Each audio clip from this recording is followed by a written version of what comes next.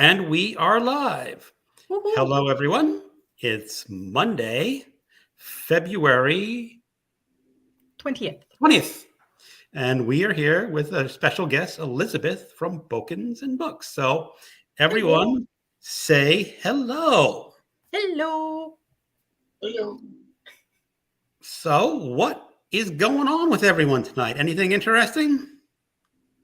Well, Other everybody than- had the day off today except me. Oh, I yeah, Yeah. up in Canada. Wow. I'd like to get one thing straight with you, Elizabeth. What Yes. province do you live in, if you don't mind telling us? I Telling live me? in Ontario. I'm in Ottawa, capital of So Canada. that's like right above Detroit and all that. Ontario is above Detroit, but I'm more east than that. I'm above New York State.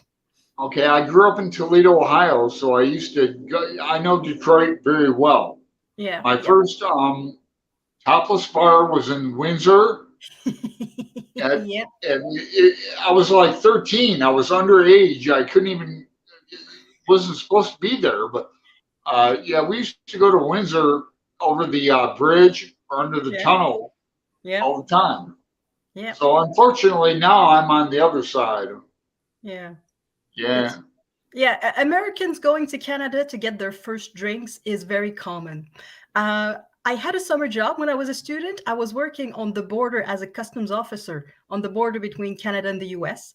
And on Fridays and Saturdays, all the teenagers from the United States, all the way up to 21, they crossed the border to go drink in Canada. Yeah. I mean, I love Niagara Falls, like Buffalo, and then, the Canadian side is so much better. Yeah, well, you can drink at 18, so yeah. Yeah, we We used to figured go up there for if you can volunteer for the army, you can drink.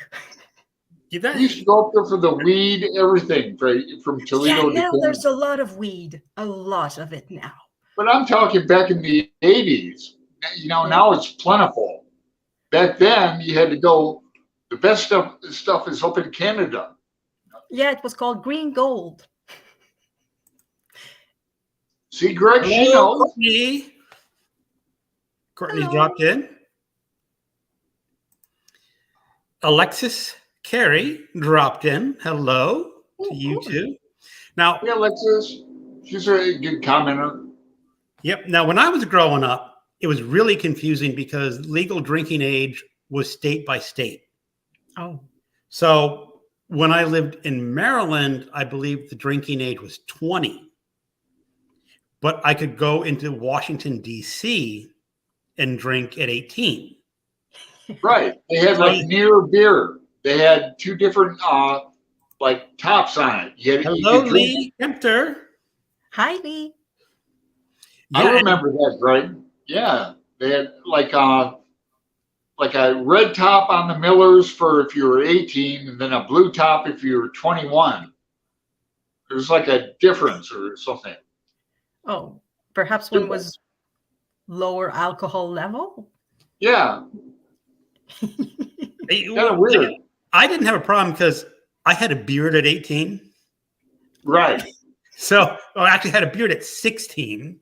So I was just walking into bars and Yeah. participating in that underage drinking. Yeah, nobody was asking for ID. That's the thing. I got asked for my ID until I was 29 or something.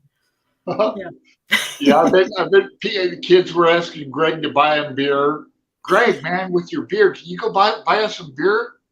Yeah. Actually, no one ever asked me to buy beer. So Lee says my BFF was born and lived in Nigeria. Niagara. Okay.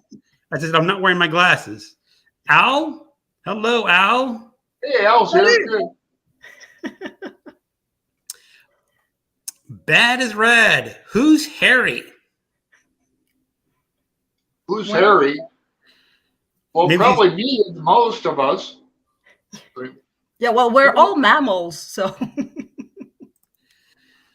And Alexis, and then in the South, you had dry counties where no one could Oh. drink. Do they still have yeah. those? Yeah, I don't dry know if they have counties dry in the South. counties. Oh my God. I just know that in the 1920s, when all of North America was under prohibition, the one exception was the province of Quebec. No prohibition in Quebec. Well, you got all the And Canadian whiskey coming down. through Detroit. I want to read a book about that.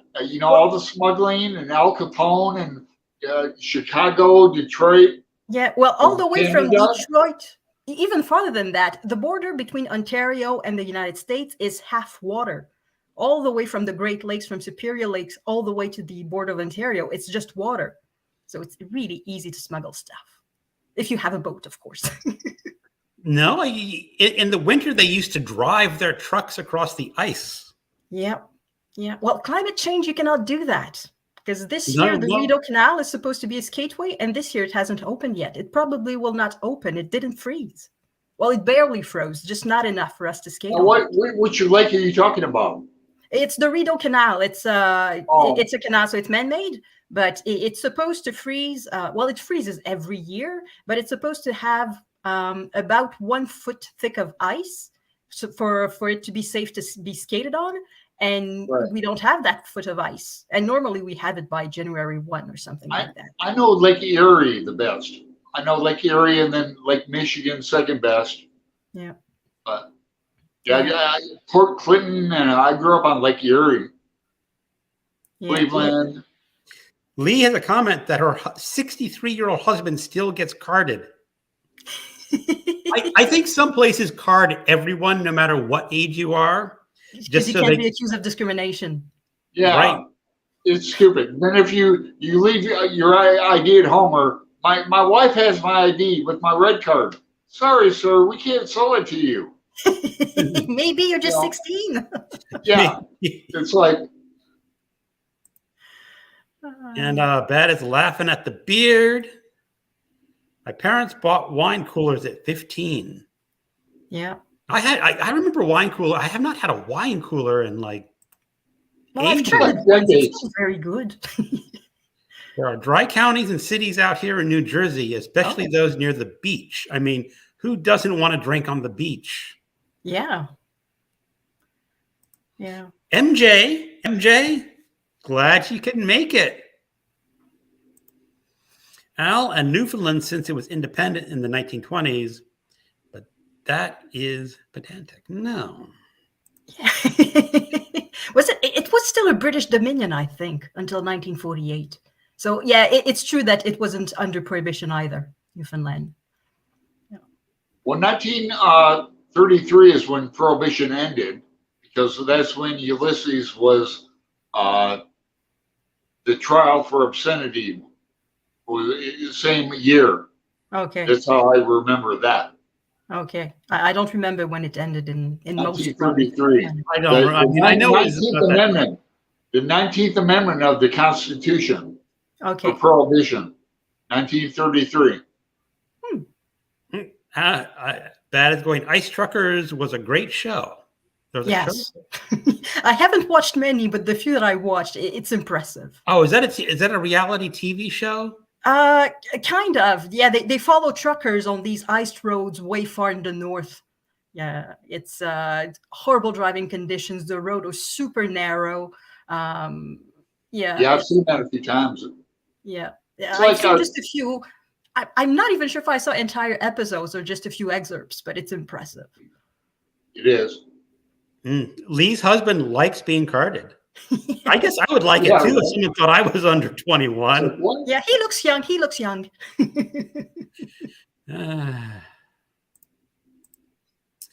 Boone's and Strawberry Hill, Ice Road Truckers, MD-40, cheap, disgusting stuff back in the Ice Road Truckers was kind of like that crab fisherman show. You know, like the crab people. Yeah, up in that's the another West out one. there. Is it The Greatest Catch? Exactly. Yeah. Yeah, that's another one. That's a job I'm happy I don't have. A I fisherman, know. the most dangerous job in the world, the Yeah, most lethal. probably. Yeah, it's indigenous crab season up here in the Pacific Northwest right now.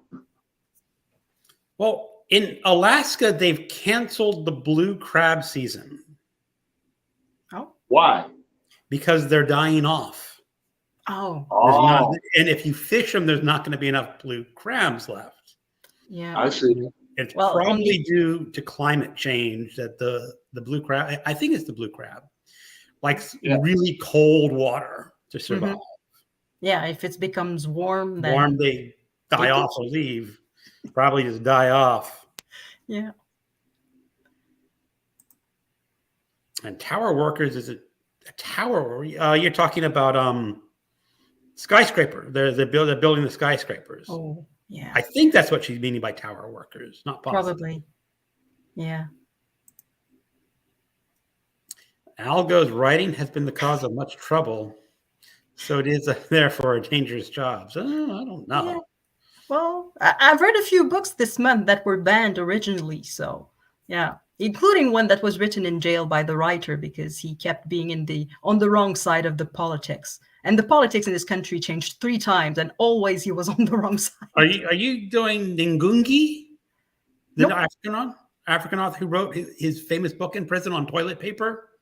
No, it's not that one. It's one from Indonesia, and he dictated his book to other prisoners who had access to paper, and they smuggled it out because he wasn't allowed access to anything. He was a writer, a political prisoner, so of course the authorities did not want to give him any papers so that he could write things. But he sort of created the novel in his mind, dictated it to his fellow prisoners, who sent it outside. And as soon as the book was published, it got banned immediately. What is the title and the name of the author again, please? I didn't say it. It's just right behind me. It is the name of. Oh, you can't see. I'm going to try to say the name of the author. It's Pramoedia Anantator. So I'm going to spell it, I think. Pramoedia. So that's the first name. And last name would be Ananta space Toer. And he's from Indonesia. Is this for the BookTube prize? No, it's just a book that I picked up at the local bookstore. And it's the first of a quartet. It's the Buru Quartet, Buru. R-U? I don't know how to spell in English. Yeah. Is it nonfiction? Yeah, Buru Quartet, and that's the name of the jail. That's where he wrote the book. Wow. I would like to read that. Yeah, it is interesting. It says I've just read the first volume so far out of 4, and it's set in the 19th century, end of the 19th century. Indonesia is under Dutch occupation. Well, it's a colony of the Dutch, and it's like the conflict between the locals and the colonizer, I guess. Yeah. Okay. So it's pretty, you can recommend that one. Oh, yeah. It's very good. Now, I have read one book by an Indonesian author. I'm sort of like trying to read a book from an author from every country, like not really pressing myself for it, but I have a list, and I can't remember the author's name, and it's one of those names that I could not pronounce. Yeah. And I held it up for Alan Tag on how do you pronounce these names. It's like, I just can't pronounce this at all. Yeah, well, I have no idea how to pronounce that. I guess it's Javanese, I think, the origin. So I don't know how to pronounce Javanese. A mad dog. But you do know how to read and speak French. Yeah, my first language is French. I grew up in French. So I learned English as a teenager, basically. Yeah. Wow. I wish I knew a foreign language. I thought, at least when I visited Quebec many years ago, that it's essentially a bilingual country, that everyone there speaks English, or is that not true? Not quite. If you want to speak English, it's relatively easy to learn it because you just turn on the television and more than half the channels are in English. We get all the American channels, all the English Canadian channels, and there's just a few ones in French because the market is much smaller. So if you want to learn English, it's easy. The resources are there. But if you're not interested, if you don't pay attention in class, if none of your friends speak English, nobody in your family speaks English, you just will not learn it. My mother doesn't speak a word of English, not one. And she grew up in a village like, I'm going to try to say it in miles. I would say 5 miles from the US border. And she doesn't speak a word of English. Isn't that interesting, Greg? Yeah. Well, you know, It's there. You mean the Quebec people are very independent minded, and I wonder if a lot of that is just like we're not going to acquiesce to your English because we're French. Yeah. Yeah. Well, it's a bit annoying. I can understand. I speak English well, as you can hear, but it was the first year of the pandemic. I had to talk to a doctor on the phone. And they told me, okay, service in French is a bit longer. You'll have to wait. Do you want the doctor in English? I said, okay, fine. I'll take the one in English. And because I was in pain, I couldn't find the words. The words were just not coming out. I could not explain my problem. So in a way, it's essential to have services in your language, because even if you're very good in the second one, the words won't come when you need them. I know I've been trying to study Spanish for a few years, just lightly on my own, and it does not work. Yeah. Yeah. I can do the Duolingo and I can answer the Duolingo questions. Yeah. But when our housekeepers come in who speak Spanish, I try to talk to them. I'm like, hola. Hola, that's about all I get. I speak Spanglish. I speak like Arizona prison Spanish. Just we won't go there. Is it useful in Portland? Elisabeth, Lee saying, please name the book again. I missed it. It's the first of the Buru Quartet, B-U-R-U. And I think the name of the first book in English is This Earth of Mankind. I think that's the title in English. Because, of course, I have it in French. And Al, keeping up your French outside of PQ is nearly impossible, sadly. There are pockets in Ontario. Ontario. I live in Ontario. I am in one of those little pockets of Eastern Ontario, where there is a few communities where they speak French. So I'm in the middle of downtown Ottawa. And what happens when I go to a place, I don't know, a restaurant, a store, whatever, I start to speak in English. And the person has to answer in the language of the customer, so they will answer back in English. And only towards the end, I will figure out, oh, they spoke French. I could have spoken in French. Wow. It's really cool. Yeah. Well, MJ, I've been learning French for the past 2 years and really need to pick up the pace. Cool. You see, that's the problem is like, unless you have someone to speak it with or are really dedicated to reading, it's really hard. I mean, I got a book that was Spanish on the left and English on the right. And I could read about a third, but you get lost because the sentences like are not the same in different languages. So you can't match up line per line and find the words. Particularly in literature. In other types of text, yes, it can be much more close, but in literature, the translator has a wide margin, so the words will change, the syntax will change, and all of that. This is a copy of The Inferno by Robert Pinsky. Yeah. And I went through this with Tommaso, Tom at LA Books, and Roz and everybody. Yeah. So I would love to learn. Hello, Fred. He joined us. Hi, Fred. Oh, Fred, hey. But I'd like to learn Italian, so I was trying to read, it's one side Italian, one side English. Yeah. And Italian's a romance, so very close to Spanish, Latin, etc. Yeah. Well, me too. I have also a copy of The Divine Comedy with Italian on the left and French on the right. And I figured, well, Italian and French, it's the same. And then I look at the Italian and I get like one word, 2 words, a little bit. And then I lose it because it's old Italian also. So, yeah. It's Rima Terza.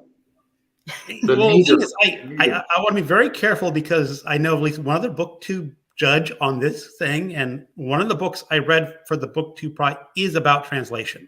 Oh, about. I mean, I'm not going to tell you what I think about the book, but I can tell you what the book is. Content. Yeah. It's she originally wrote novels in English, and then she wrote a novel in Italian. Okay.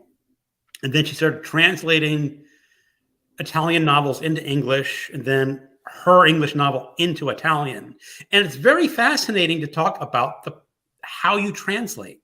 And when you come across words that have no direct meaning in one language from another, and how do you make those decisions, especially in literature? Is like it's very important that you get the intent of the author down. Mm-hmm. Yeah. In my early days in BookTubes, on BookTube, I had a dream of translating every one of my videos, the subtitles, making them available in French. And the first one that I tried it, I had used the word weaponized. I think it was a tag, and it was, I think it was Steve Donahue who had used a video and weaponized it into a tag. And then I just got stumped on the word weaponize. It doesn't exist in French. You can instrumentalize, so turn something into an instrument, but you cannot really turn it into a weapon. It does not exist. That concept does not exist. And I was just stuck on that. And I would have had to use like 10 words where one was enough in English. And I figured, oh gosh, it's just too much trouble. And I don't translate my videos. Now, here's the thing when you're talking about that. It's like when you say you're weaponizing a tag, you're artificially making it sort of violent. Yeah. But it's really not a violent process when you weaponize a tag. No, but at the same time, it's not so much instrumentalized, because that means using it and abusing it in a way, like making, I don't know, something happened to you and you instrumentalize it into a lawsuit to get some money. Yeah, it's not quite the same. I need the notion of the thing being turned against something like. But that's what's really interesting. Like when you really understand two languages, but there's all this subtlety that goes on, and that's what the book was a lot about. How do you convey that information to someone without losing? I mean, and I've read some really bad translations where the translator doesn't understand necessarily even the words that are being said. Yeah, it shows. Even if you don't speak the original language, you can see it. This is a bad translation. Yeah. It is. Yeah. Or I've group read like Clarice Lispector, and we've had different translations. We compare them. Yeah. And well, what a lot of fun is like sometimes you can compare translations just side by side, English translations, and you can sort of see that you're reading the same text. Yeah. A lot of it's the same, but there's subtlety. Actually, it's an interesting, let me pull out one little subtlety if I can find it here. It's just really curious out of this book right there. It's the first sentence, so it's easy to find, where this guy's in a hospital and he says the indefatigable Yes, nursing sisters, because he's in a hospital. And in this one, what did he use? One of those religious sisters. Oh, completely different. Wow. But what did it say in German? I think there was probably a term for these nuns that worked in there, and it's doesn't have a direct thing. So he's saying a religious sister versus a nursing, it's an interesting choice. Wow. Yeah. The translators have choice, particularly in literature. You can choose, I don't know, if there's a certain notion that you cannot translate at the beginning, you can sort of bring it later in the book somewhere else or have an equivalent. If there's a joke somewhere that you cannot really translate, well, perhaps you can add one where there is none in the original elsewhere to create the same kind of balance. Or, for literature, it's complicated. I don't translate literature. You do government documents. Yeah. Useful stuff, hopefully, that ends up on government websites. Well, maybe that's a question about how useful government documents are, but Some are very useful. Others, there's an Official Languages Act that says that every document produced by the federal government must be translated. Whether, and I think it's fair, because if you have to wait for people to ask for it, you're sort of putting a burden on the people who ask for it. So, And I just said, like, your mother only speaks French, so yeah, she all doesn't government speak a word of documents English, not one. available to all Yeah. citizens of the country. Exactly. And it's, well, it used to be about a third of the country, and now it's about 20% of the country. So that the French proportion is reducing with time. Let's try to catch up on some comments. Yeah. Hi, MJ. Hope you're feeling better. Hi, Hi, Elizabeth. Good to see you here tonight. That's Fred. Yeah. Lee, did you know that Tom is redoing Dante only in Italian? That could be I good did to know learn that. Italian. Yes. Rita, MJ says, read by Fred, had a great day. Al, I found learning Italian, knowing French and English was confusing. I went further east instead. Well, I know kind of where this is going. Yeah. Utilize how I would translate it. For weaponized, yeah. I know Al speaks like Sanskrit. So, wow. Tom was saying it was hard to get the BookTube program to auto-translate. Yeah, it's not very good. The automatic translations, we are plagued with it at work. We send translations to private companies, and sometimes they come back in a nice, they come back nice, and sometimes they come back and we can see, okay, this is just a program that translated the stuff and no human looked at it. So it's not reliable yet. Nope. Greg is going to his library. My goodness, Greg, your library is amazing. Yeah, I mean, that's the one thing I've done that's actually above normal in my life is I have a good library. Otherwise, my life is completely banal and ordinary. I want a wall of books. Ooh. You have it's your Portland Stout. Yeah, you have to. It's like a Guinness. You have to wait for it. Yeah. Now, but Elizabeth, you live in a condo, an apartment, or something. So in an apartment. Yeah, but I own it, so it's a condo. I can change it if I want. I could put a wall of books if I wanted to.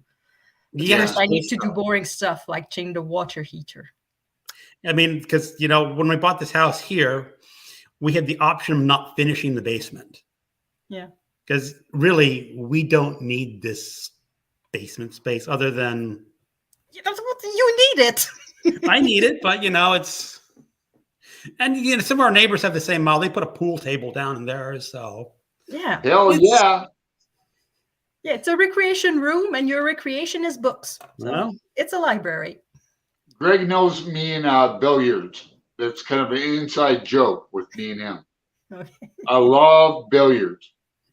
Alice, I agree. Here you go. Comparing Sanskrit and Chinese is how we translate sutra into English. Wow.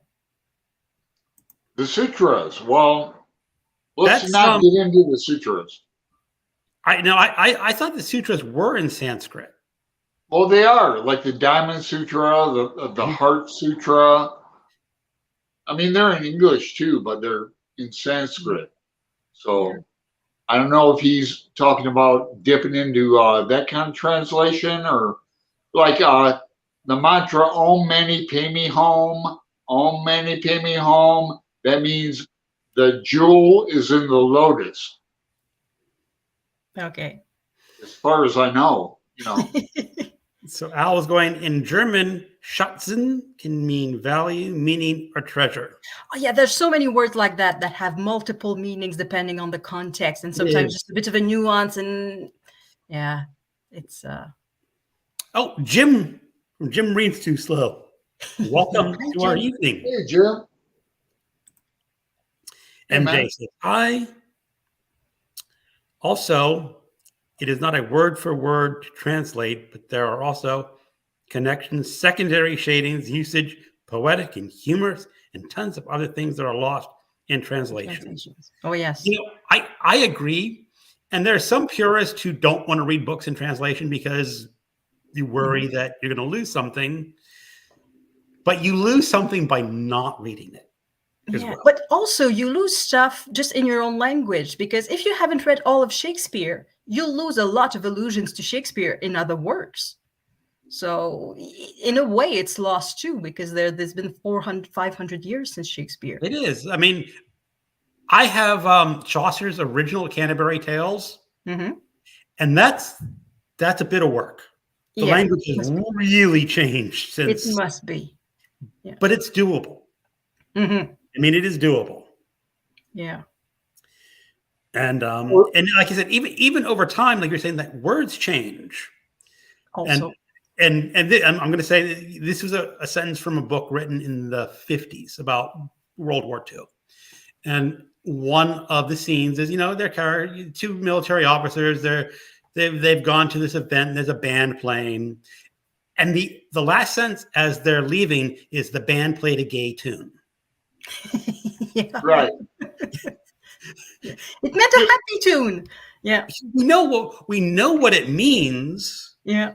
Because we're all Then readers. Of if you were 12 years old reading that book for the first time, mm-hmm. you're going to have a very different opinion of what that sentence could mean. Yeah. Well, I had a similar situation. I just read a biography with a lot of pictures, a lot of illustration of the writer Colette. So Colettete. Oh, I know. I know of her. Yeah. And at some point, there's a quote from her letter that she wrote. She just fell in love with a man, and she describes him as a black boy. So you picture in your head, okay, somebody with black skin, but then you look at the picture and the man is white. It means that he has black hair. Yeah. So the meaning of when you used to reference a color towards a person back then, it was the hair color, not the skin color. Because they probably assumed that everyone would be of their own nationality and also because at the time, 100 years ago, a person with black skin, it was the N-word. It was not black. It was. So, yeah. Lee gave up my guest room to have it made into a library. I'm loving it. That's excellent. Books are better than guests. Absolutely. Guests are good for about 3 hours, and then you're going like, yeah. Time to go. Yeah, there should be time limits on parties. After 3 or 4 hours, that's it. Everybody go home. Well, there are many sutra that are lost in Sanskrit or lazy copies. Oh, yeah. So we use it to confirm the translation. Isn't that amazing? Chinese. Okay, I think I'm going to say is like you're pairing translations and seeing what the original probably was, because it's a bad copy. Yeah, and we don't even have that in English yet. Mm-hmm. We don't even have half the Sanskrits in English yet. Yeah. Yeah, so the Chinese are reference, yeah. So there's triangulation. Crazy. It's crazy to think about. Mm-hmm. All the knowledge, Yeah. I have a question, Elisabeth. Yes. Now, like one of your last videos, you were talking about doing like a nonfiction read-along other than Nonfiction November. Yeah. So I'd like to get involved in that. When do you want to do it? Yeah. Yeah. I had a lot of support in the comments. Everybody's super enthusiastic. So I'm going to go ahead with that readathon and the others too. So it's going to be in April. And it's going to be memoirs and biographies and autobiographies and yeah. Can I do something about Ra? IRA? Sure. Yeah. Yeah, I'm probably going to join in a bit of that because I'm trying to read a presidential biography every month. Oh, that's going to be your excuse. This one. Well, it automatically included because you're doing memoir and biography, so it's automatically included. So yeah. Yeah, I like nonfiction a lot. Yeah, it's underestimated, I think, because I guess for a lot of people, you think nonfiction, you think about your textbooks in school, and that was a bit boring, and that was a subject you didn't want to read. And now there's just so much stuff, and a lot of it is very accessible. Some of it is equal to any book of fiction. I will challenge anyone who doesn't like nonfiction to read Into Thin Air by John Krakauer. I read it in October. It's amazing. It is just, yeah. I've read it twice, and it's just riveting about. Yeah. And same thing. There is Say Nothing by Patrick Radden Keefe about a woman who was abducted during the Troubles, and in Ireland, Oh, and it reads like a thriller. It's That name is ringing a bell. Did he write it's Empire of Pain? it finished second in the Booktube Prize that No, year. the Empire of Pain finished book. That's why the name was ringing a bell. Yeah, Empire of Pain. It's the same author. Yeah, It's that's the what same I author. judged that for last year. So Yeah. that's what the name was. Yeah, But you say and- Say Nothing? Say Nothing. Okay. Yeah, it reads like I a would- thriller. I would definitely read more books by him. That was such a good one. Yeah, and I think Say Nothing is even better. Yeah. And let's let me write that down. Al, English is mostly loan words. The issue lies that many languages have lost their meanings. I use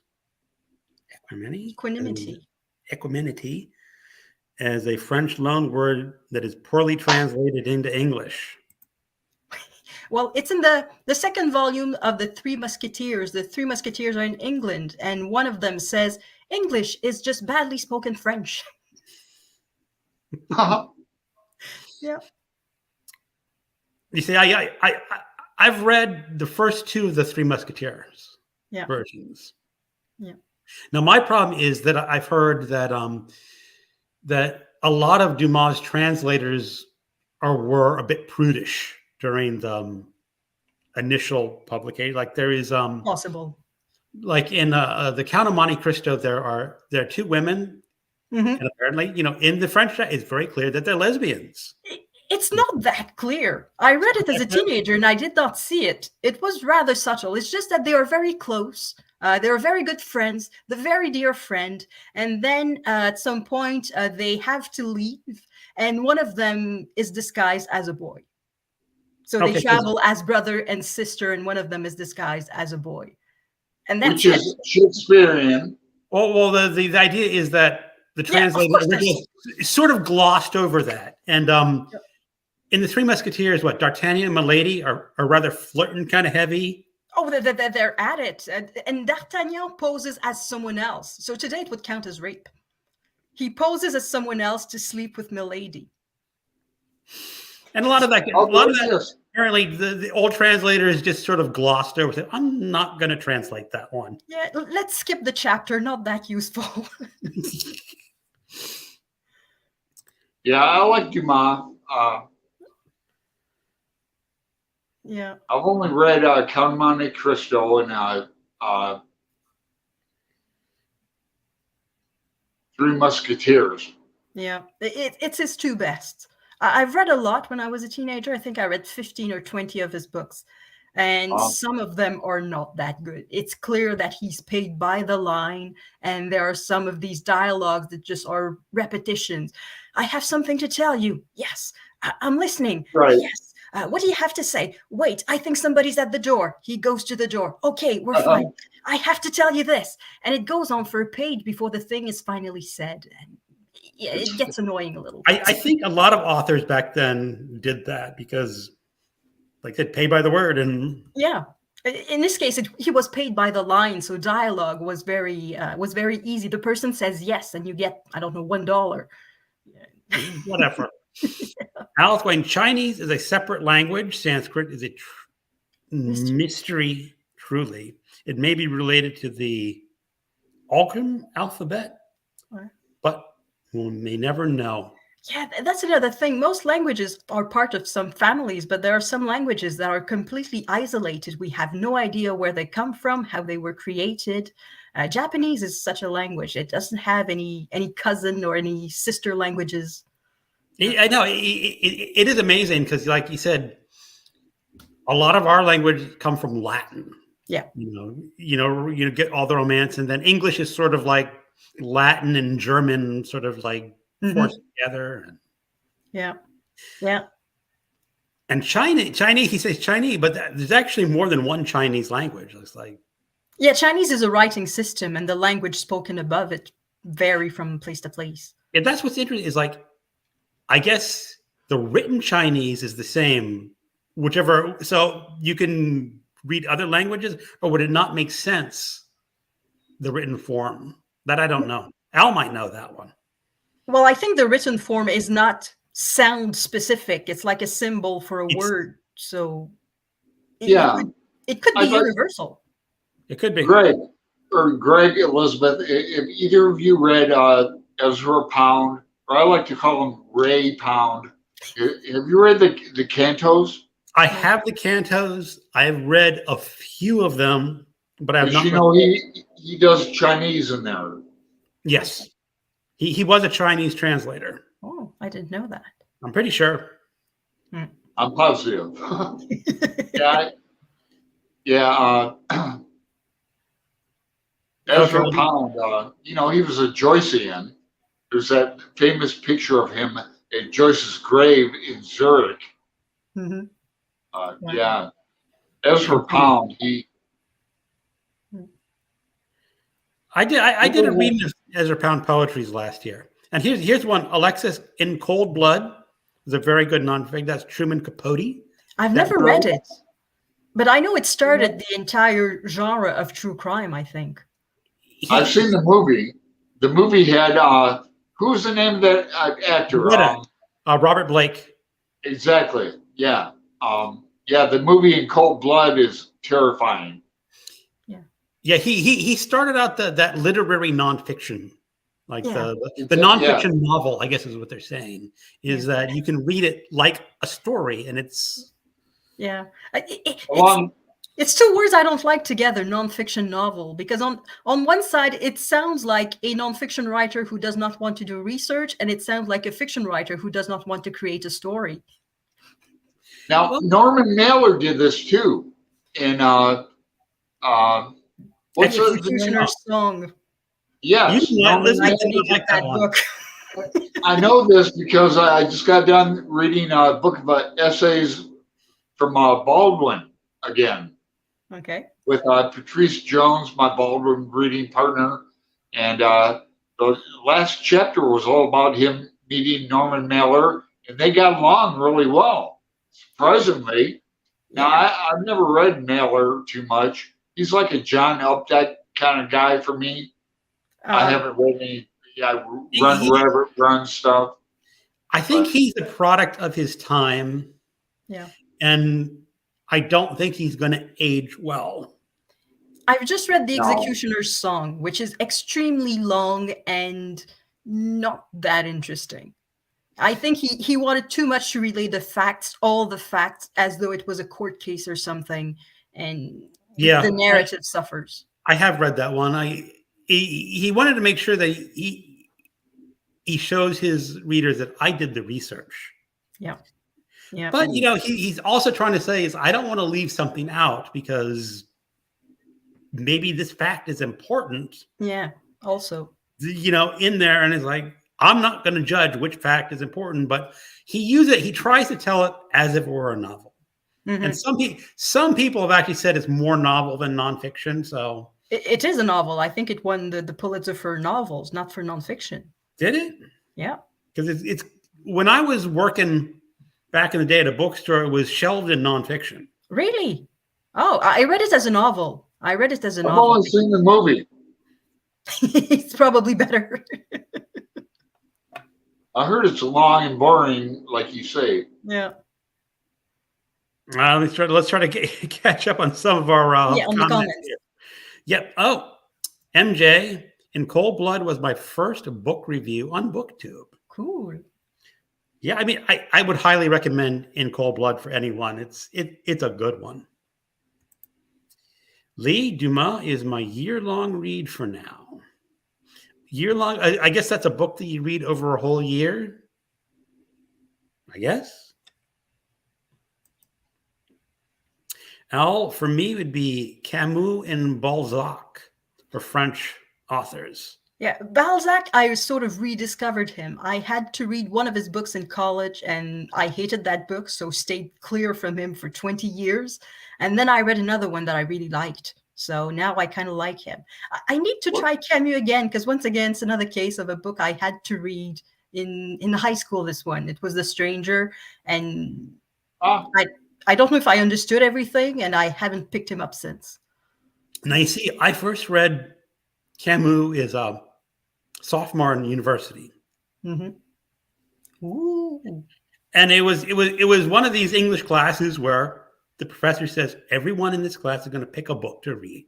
I don't care what a book it is. You're going to pick one book, and you're going to write 6 papers on the book that you read. 6? Okay. 6, because it was on literary theory and criticism. So you had to write a paper like a biographical paper. Then you had to write an analysis paper. And then I don't remember what other. Yeah, something on the character, something on the. Something like that. But it was to teach you how to write different kind of papers. And she says, you're going to do just one book to teach you how to do it. And I originally tried Faulkner's Sound and the Fury. Mhm. And the teacher says, no, pick again. So I picked Camus' The Stray. And I was in my early 20s, and it's a perfect book for a man in his early 20s to read. Probably. It just hit every button that you could hit as I was growing up. And what I was going through in life, it's like, that's perfect. And it was easy to write 6 papers. It was. And it's actually a very good book because it's short, and there's a lot of meat in that book for its Yes, length. it is very dense. But so that worked very well for me. And it's still one of my favorite books of all time, probably because of that. Yeah. But if I had picked it up too young, Mhm. I don't know. In high school, I still might have still liked it. But Yeah, I think that was it. I was 16, I think. And yeah. and I don't mean to be sexist, but I don't know if it's a girl's book or a woman's book, especially. Yes, sometimes we don't want to be sexist, but there are books I would never recommend to my brother because there are girls' books. It's like Jane Austen. I'm sorry. Jane Austen. It's a girl book. I agree with it. It's a girl's book. Yeah. Lee, yes, there are many broken into series, plus many were translated for the theater. Mm-hmm. Now, look at my etymology in English. Word traces back to friggin, Latin. Hey, I wonder if Bev is still here. I think so. She hasn't made a comment for a while, but she might be Still here, Jess? Hebrew, ancient Hebrew is lost, so we may be mispronouncing all of it. Yeah. In Latin, there are tons of pronunciation because nobody knows how it really was pronounced. There are guesses, but there's the French pronunciation, the Italian pronunciation, and all of that. Right. Well, when I was in university and you could take Latin courses, they had no pronunciation for your class. It's just to read anyway. It's like you got 3 credits for taking Latin and you got 4 credits for taking Spanish because you had to go to the lab and learn how to speak it. So you got an extra credit for taking Spanish. Now, as I understand it, is that Hebrew is now spoken in Israel. Yeah. And so they revived the language for and now they're speaking what they think it might have been like. Well, it's modern Hebrew, and of course they had to add vocabulary for all modern life and everything. But when you talk about speaking, have you ever watched on the internet original pronunciation Shakespeare? Maybe once. Maybe. I haven't. It is. It's they've gone back and they said, how did they really pronounce it? And you listen to these videos, it's very interesting because, Shakespeare is very careful how he wrote his lines. Yeah. And they say, well, it can't be pronounced this way because it would break the rhythm of the line. How would you pronounce this? Not break the rhythm. Oh, I'm not going to try to pronounce it. Oh, it must be pronounced this way because the line would read and speak very smoothly that way. Yeah. And that's how Iambic pentameter. Yeah. Pardon? Iambic pentameter. Yeah. That's part of it. Yeah. Yeah. Well, once in a while, we see in the copy like there's an accent. Let's say it's a verb in the past, like loved. Instead of being loved, it's loved because it's been pronounced in 2 syllables. Jinx. Jinx. We both said love it at the same time. Really? Yeah, we did. Jinx. Yep. Al says traditional characters are the same. Yeah. Alexis, where does Russian and the Eastern European languages come from? I have no idea. They are Slavic languages. So there's a family of Slavic languages. There's North Slavic languages and South. So Yugoslavian, that's Southern slave languages. And they are Indo-European. So they have roots in common with Germanic languages and Latin languages. Yeah. What'd she say? Here's Emily. Everyone, please, give this live a like. Yeah, that would kind of help. Yeah, If you like it. I like it. If you don't, you know. I translate the older oracle before the scripts. Own scripts. Oh, that Joseph must be more Francis. fun than what I Hello, translate. Joseph. I don't think I've said hello. So hello. Yes, Finnish and Hungarian and Estonian.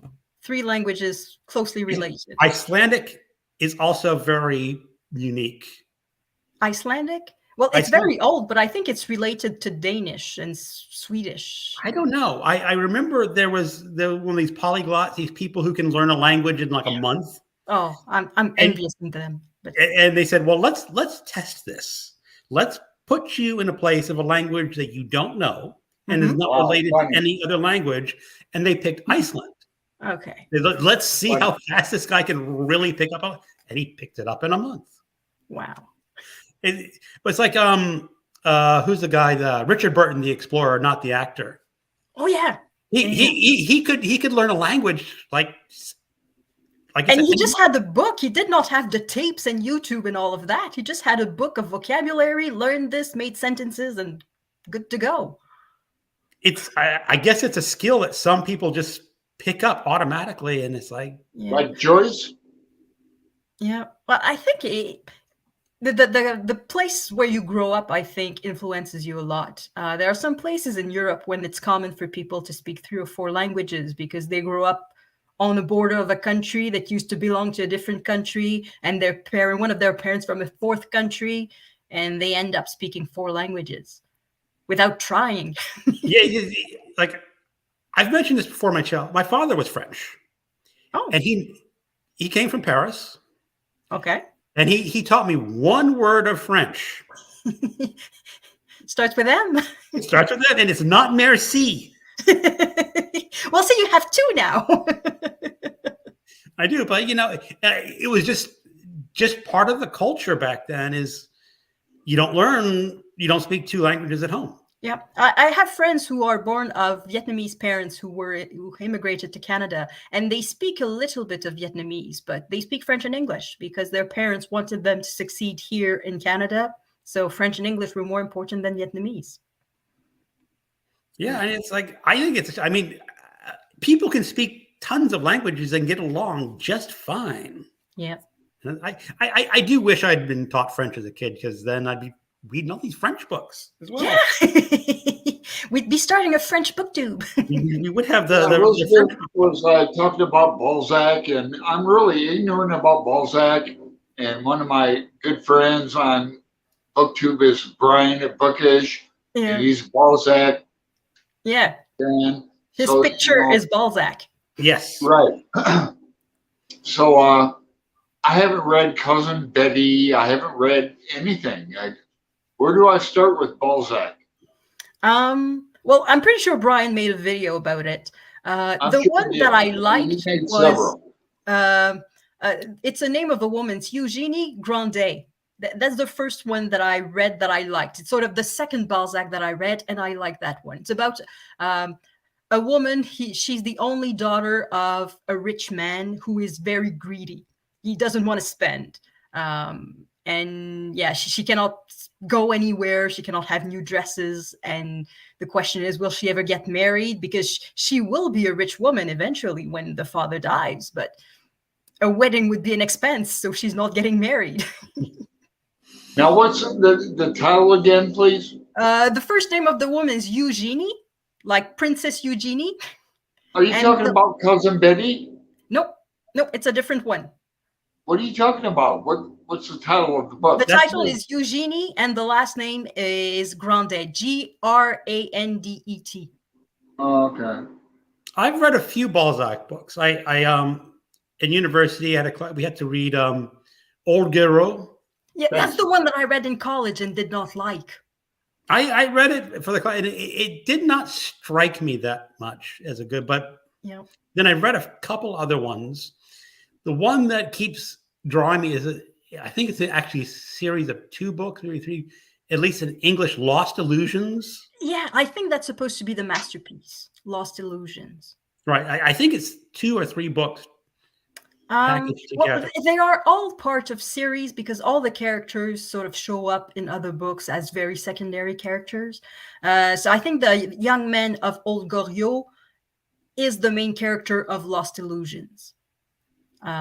His name was Rastignac, if I remember correctly. But you don't necessarily have to read the first one to read the other one. They are all independent.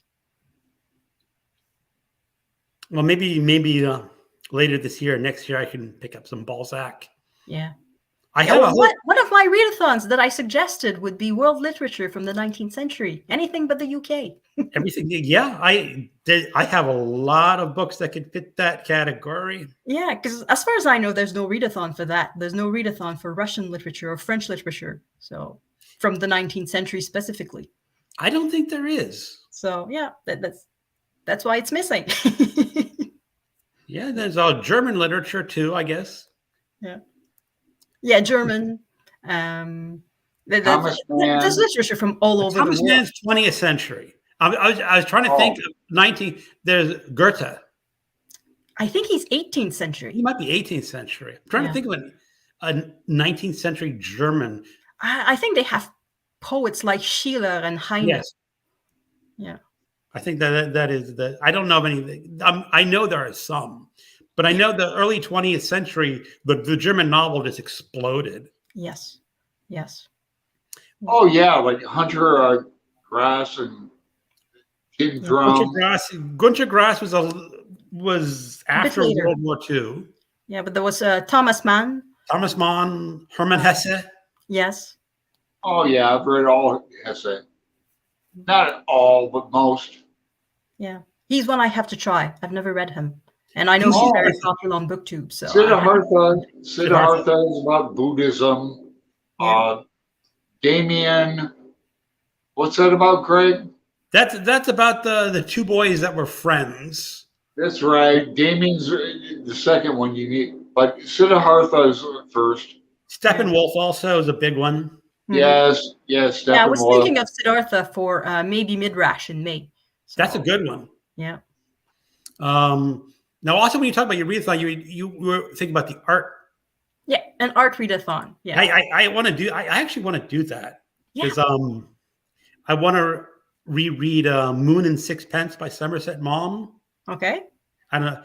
It's a fictionalized version of Paul Gauguin. Oh, yeah.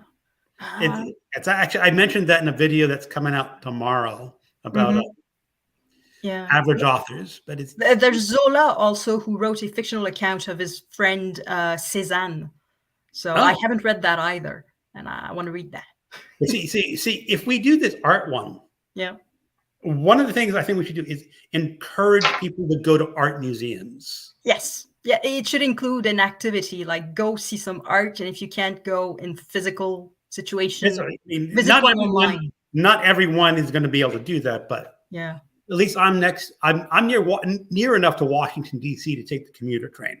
Yeah, well, I'm right in the middle of Ottawa. I can walk to the museum. I had a free ticket. What I want to do for that is I'll probably have to ask permission of the National Museum. Can I film a video in front of a painting? Yeah. Since these are public paintings in a public building, you don't charge anything. It may be possible. Yeah. If the painting is old enough to be sort of in the public domain, I guess it shouldn't be a problem. I would definitely have to ask their permission. And so it's educational. You're teaching people about paintings and about the National Museum. Yeah.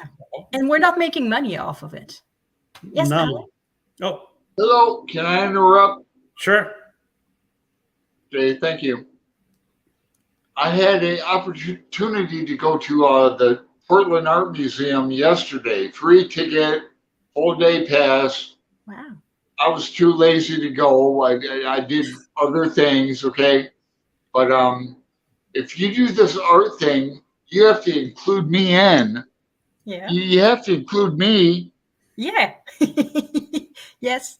I'm an artist. Hello. Yes. Music is included in art. Well, Bad is also an artist, and she might have want to participate in the art.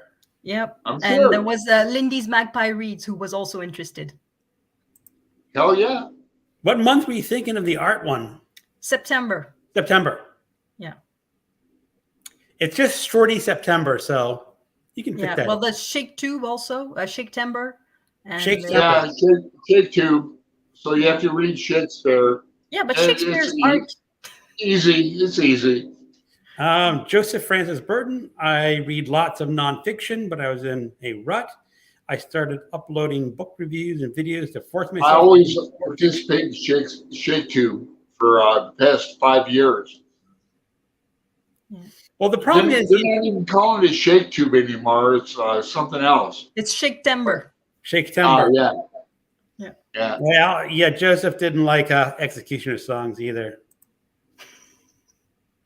Yes, when I read Executioner song, it was marketed as nonfiction. So I'm Okay. glad my memory is intact. I stand corrected.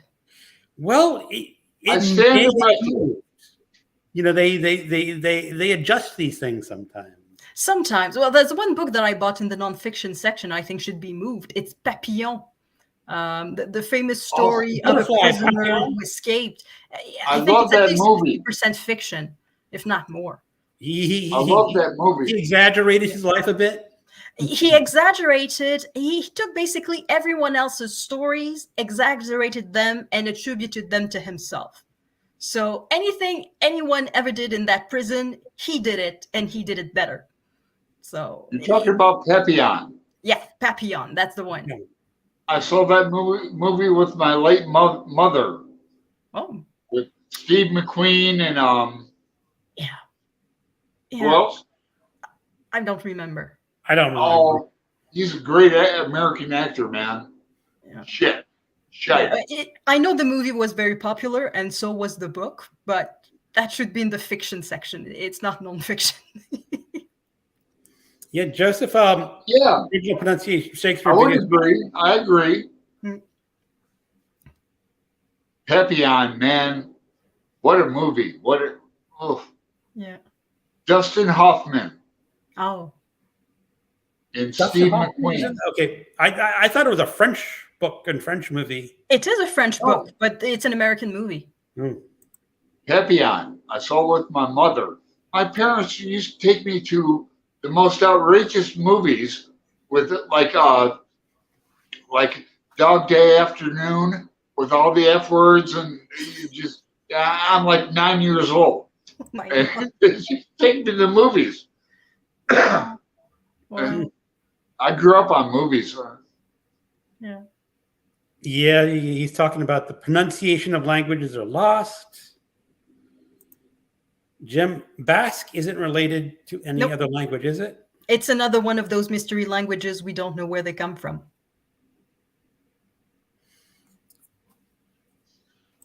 Yeah, and my understanding is Basque is isolated. Yep. The science is pointing to the mind being plastic. If we learn one language, it can grow into others. Like being good at one sport. I can see you, Elisabeth. You can see me? Yeah. You couldn't see me before? Not really. Oh, You look good. thank you. Oh, Joseph is talking. I live in Pueblo County in the southwest U.S. All these native languages down here are isolated as far as everyone knows. Yeah. Yeah, that's another thing. In the territory of North America, all the languages, so many different families, and many of them unrelated to anything. Duolingo had a course to teach yourself Navajo. Oh. I took the first few lessons and I got through, and it's just okay. This is just not going to work, and I'm never really going to use Navajo unless I meet someone who speaks Navajo. There's nothing to read in Navajo. Yeah. Except that's the reason why it was such a good language as a secret code during code World War breakers. II. Yeah. It was like they could speak in plain Navajo without being actually coded. Yeah. And everyone's going like, what are they saying? Yeah. But I think they actually did code their Navajo. So you'd have to break the code and break into Navajo. Yeah, well, I'm pretty sure for the different types of planes or weapons, they didn't have specific names in Navajo. They had to create something, and it Yeah. became the code. Okay, I'm going to open my door and show you something. Yeah. Maybe I'll turn it on.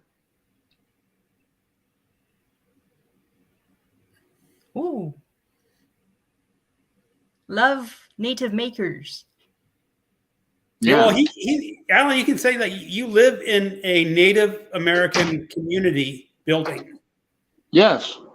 Oh, cool. It's very cool. Yeah. And I've been involved in Native American things for, I mean, there's a Native American blanket Mm-hmm.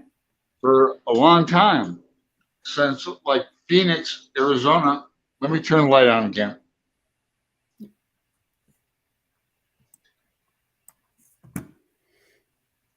But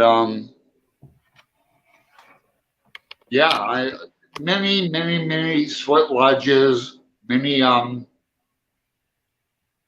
trips down to the Grand Canyon. Say hello to Brian from Bookish. Hi, Brian. We were talking about Balzac not long Yeah, ago. I think he joined a while ago, and I'm a little late. Okay, let's go with the comments. Let's catch up. Let's catch up with the comments. Yeah, we were talking about Balzac. Lee, we need a list of books that we talk about the history of some of our amazing paintings, like the one stolen by Napoleon and the other Nazis. Yeah. Let's not let facts get in the way of a good story. That's the point of fiction. They don't have to stick with the facts so much. Yeah. And Steve McQueen and Dustin Hoffman. Yeah. Jim's pointing out that Brian missed Balzac. Oh, Al's saying something in French, and I'm going to let you take I'm going to read it. Est-ce une parabole évangélique et providentielle? N'est-ce pas plutôt une manière de conclure un contrat infernal avec vous, exigeant je ne sais quel gage?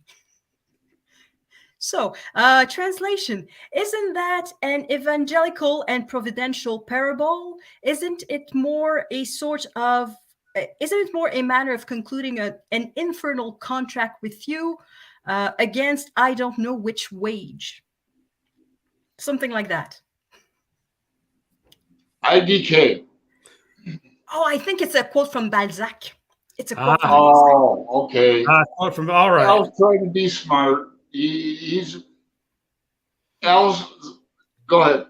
Yeah, maybe he has access to the book. I think he has the Google on one screen and this on the other screen, and he's looking it up as we talk, feeding us the facts that we don't know about.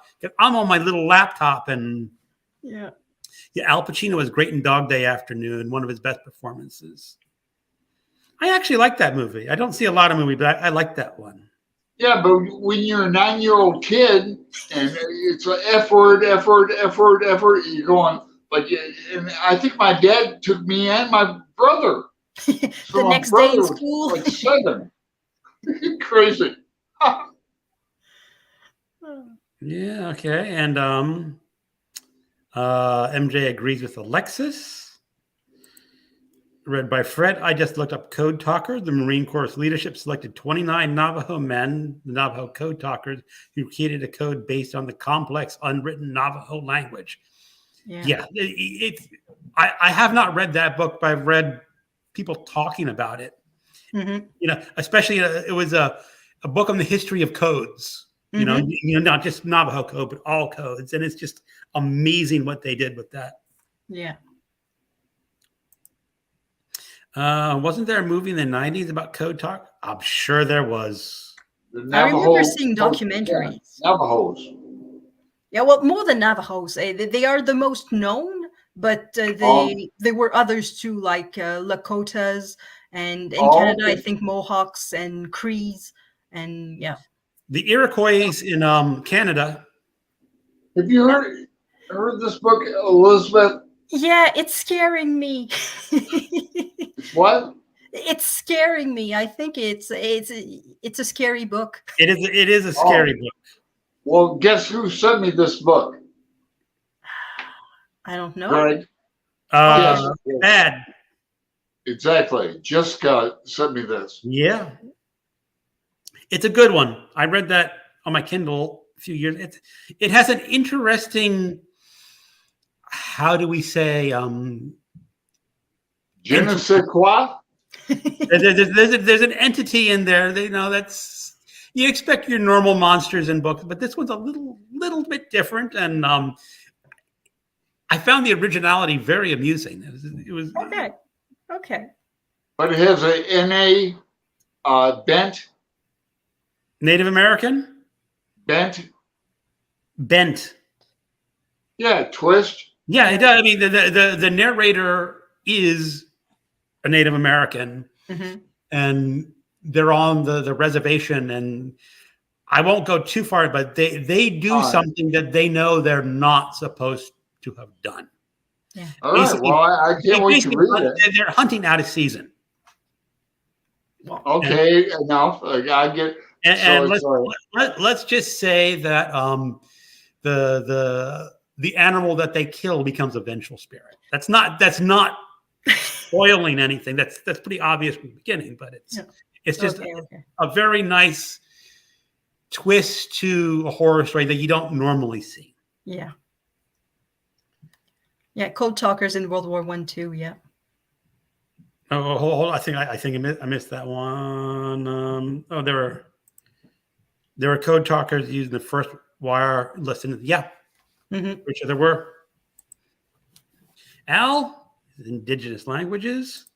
MJ, I love Stephen Graham Jones. Now, I'm not sure if she read a different book by him or if she read only The Good Indians, but the Cryptography Museum is Washington, D.C. has a special display for the Navajo code talkers. That may be where I picked up some of that information, because I know I've been to that Cryptography Museum. It's around where they have the NSA. I just went once to Washington. It was with the school, and I don't remember that much of it. All I remember is that they had what they call the docent, describing was an ex-employee from the NSA, so he's probably some sort of spy. Yeah. But he was just going through that museum, and you get to tell he just loved that museum so much. He loved talking about all these gadgets. They had one of the Enigma machines from World War II there, and that was Enigma machine. Oh my God. They're not that. I want to see the Enigma machine. Well, if you ever come down to Washington D.C., we'll go do a road trip to the Cryptography Museum. Read by Fred. Elisabeth, I take it you don't read horror other than classics. What genres of fiction do you enjoy reading? Other than classics, so I read classics and nonfiction. I read a bit of romance. I got back to romance. I read some as a teenager, and then I didn't read a single one for 20 years. And then I guess during the pandemic, I needed some love, so I started reading romance again. And I read mysteries, not the scary ones that are half horror, just somebody gets killed, that's it. And nobody gets tortured. You probably don't like the hardcore detective ones either.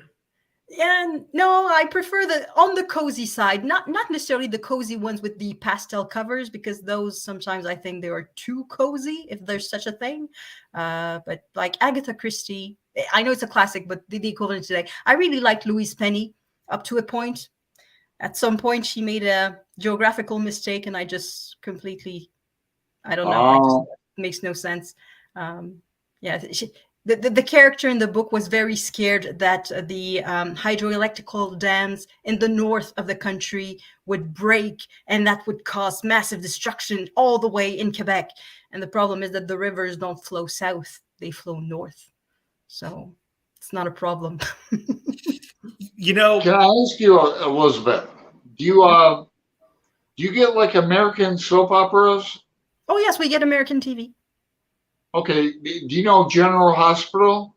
I know the name. I've never watched it. I've been watching that for 45 plus years. Wow.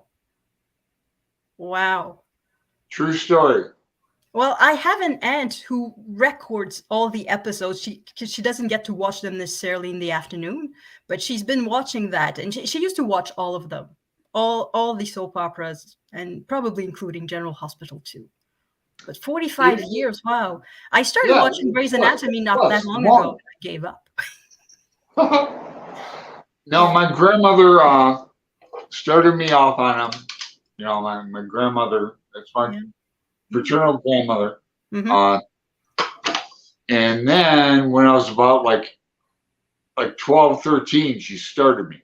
And then I started watching and all that. And then you can let a year or two go by. Yeah. You can go to jail or whatever, you know. But they watch soap operas in prison, you know. So I got nothing else to do. back into it. And then you get out and it's like meditation to me in a way. It's like 1 hour out of my day, but it's so filled with drama that you couldn't believe it. I mean, yeah, well, it's good for the mind too. You have to remember who was married to whom, who divorced yeah, whom, exactly. where did they live, who died, who's the uncle of whom, and all that. Exactly. So Joseph asked Brian, what is your favorite book about or by Native Americans? Well, if Brian's here, he can answer. I'll throw out a book about Native Americans that maybe a lot of people have not read. They've probably seen the movie, but Little Big Man by Thomas Berger. Oh, yeah, I've seen the movie. It's actually a really good book as well about being raised by Native Americans when you're not one. And Al, I just realized a unifying quality. I had a relative who worked for the King of France, who showed Ben Franklin around Paris when he visited and corresponded for years. We are all one. Wow, that is cool. Oh, Lee, oh my God. I know exactly what you mean with Louise Penny. I have refused to read her since. That book just makes no sense at all. That's the thing. It's supposed to be the big drama of the book, but it just doesn't make sense. You know, there's an author. He's Criminology's favorite author, Ed McBain. Yeah, and he writes police detective novels. And all his books on the 87th precincts are set in a fictional city called Ilium, which is New York City. And he has boroughs. And I saw him give an interview. He says, "Why did you just call it Ilium instead of New York City?" And he goes, "Well, if I have a detective go park on 10th Avenue on a Thursday afternoon to go talk to someone in a bar, I'm going to get a comment from a reader that says, you know, they do street sweeping on Thursdays on that street and they can't park there." Yeah. Yeah. And he says, well, if I just call it Ilium, they can park anywhere they want to. And I don't have to worry about these damn street sweepers and people saying you can't park there at that time. Ed McBain. Yeah. But no, I mean, because you know it's New York City, but yeah, no you can picture it in your mind, but you don't get bothered by the tiny details. Right. Lee, she also has her main character shoot someone, and her next line is "bang bang." OMG. Yeah, it was getting too big. The story was, I don't know, the plot was too big for the story or for the context, or I don't know what. It was just, it's a sort of book that collapses on itself.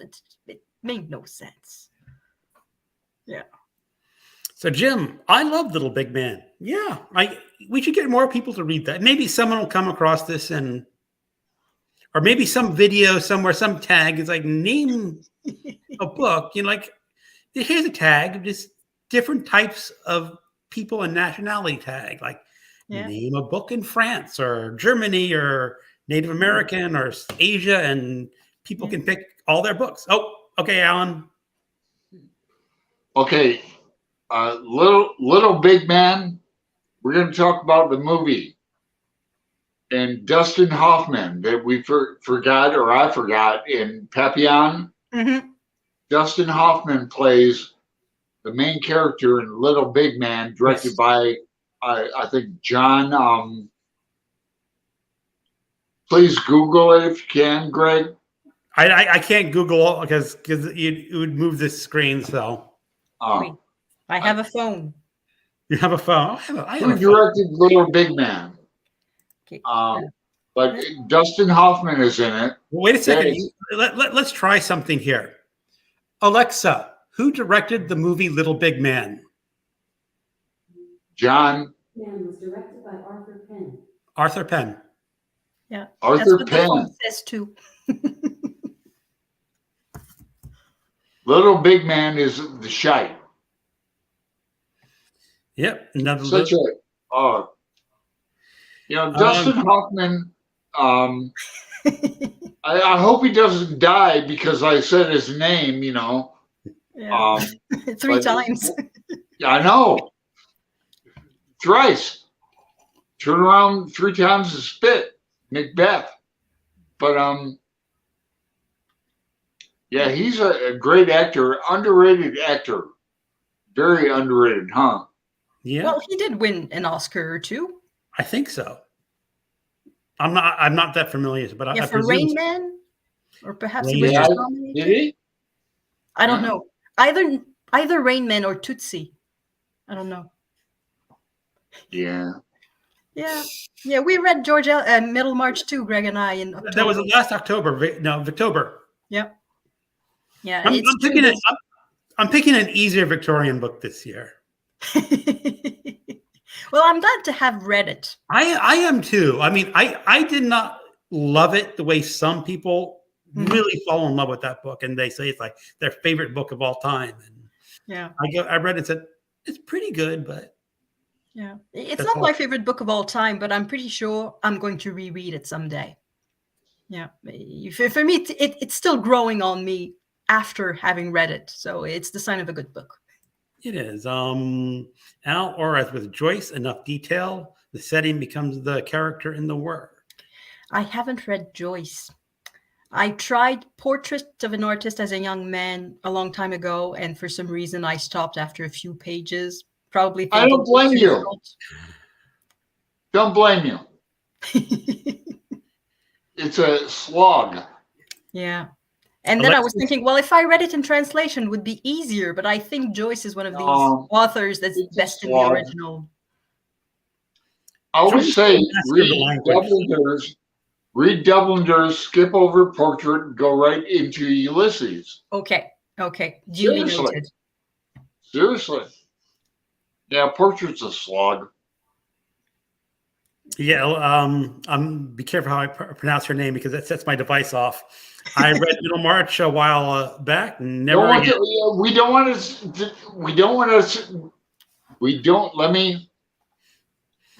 to set Greg's device off.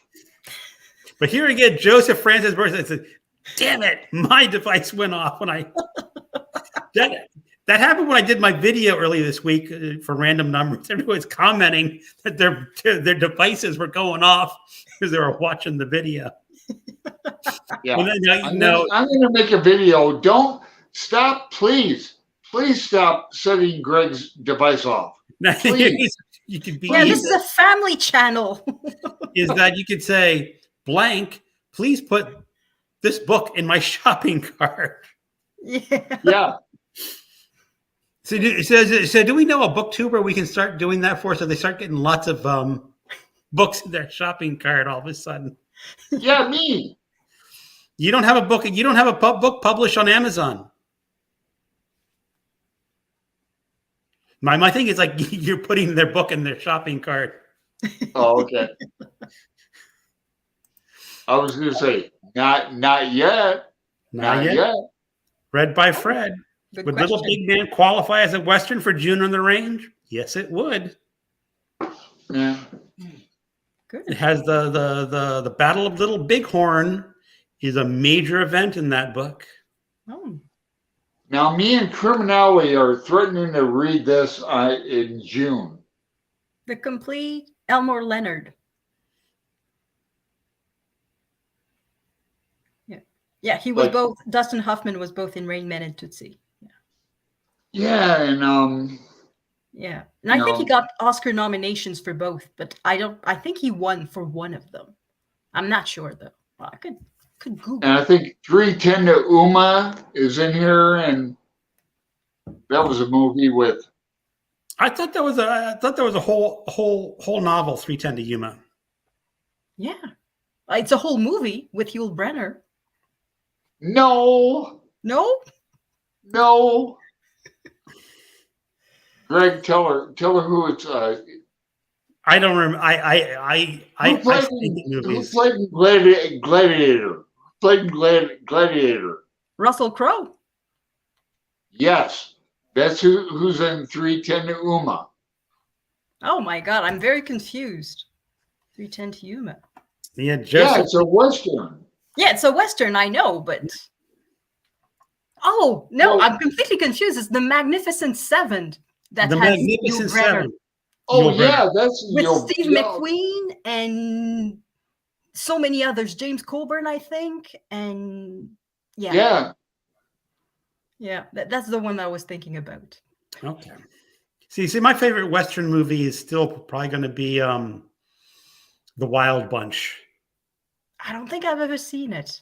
It was Sam Peckinpah, and he did over the top violence in that movie, especially for that era. It was just like, it's like, why do you have blood splurting out of holes in their bodies in slow motion or stuff like that? And Yeah. I All can right. imagine. Read by Fred. I don't see why not. Michael K. Vaughan. Yeah, I think that's a question on is Little Big Man a Western? And yes, it is. everyone agrees it's a Western. Well, if it's Hey, set in the yeah. West in the 19th century, it's a Western. It can be a Western, yes.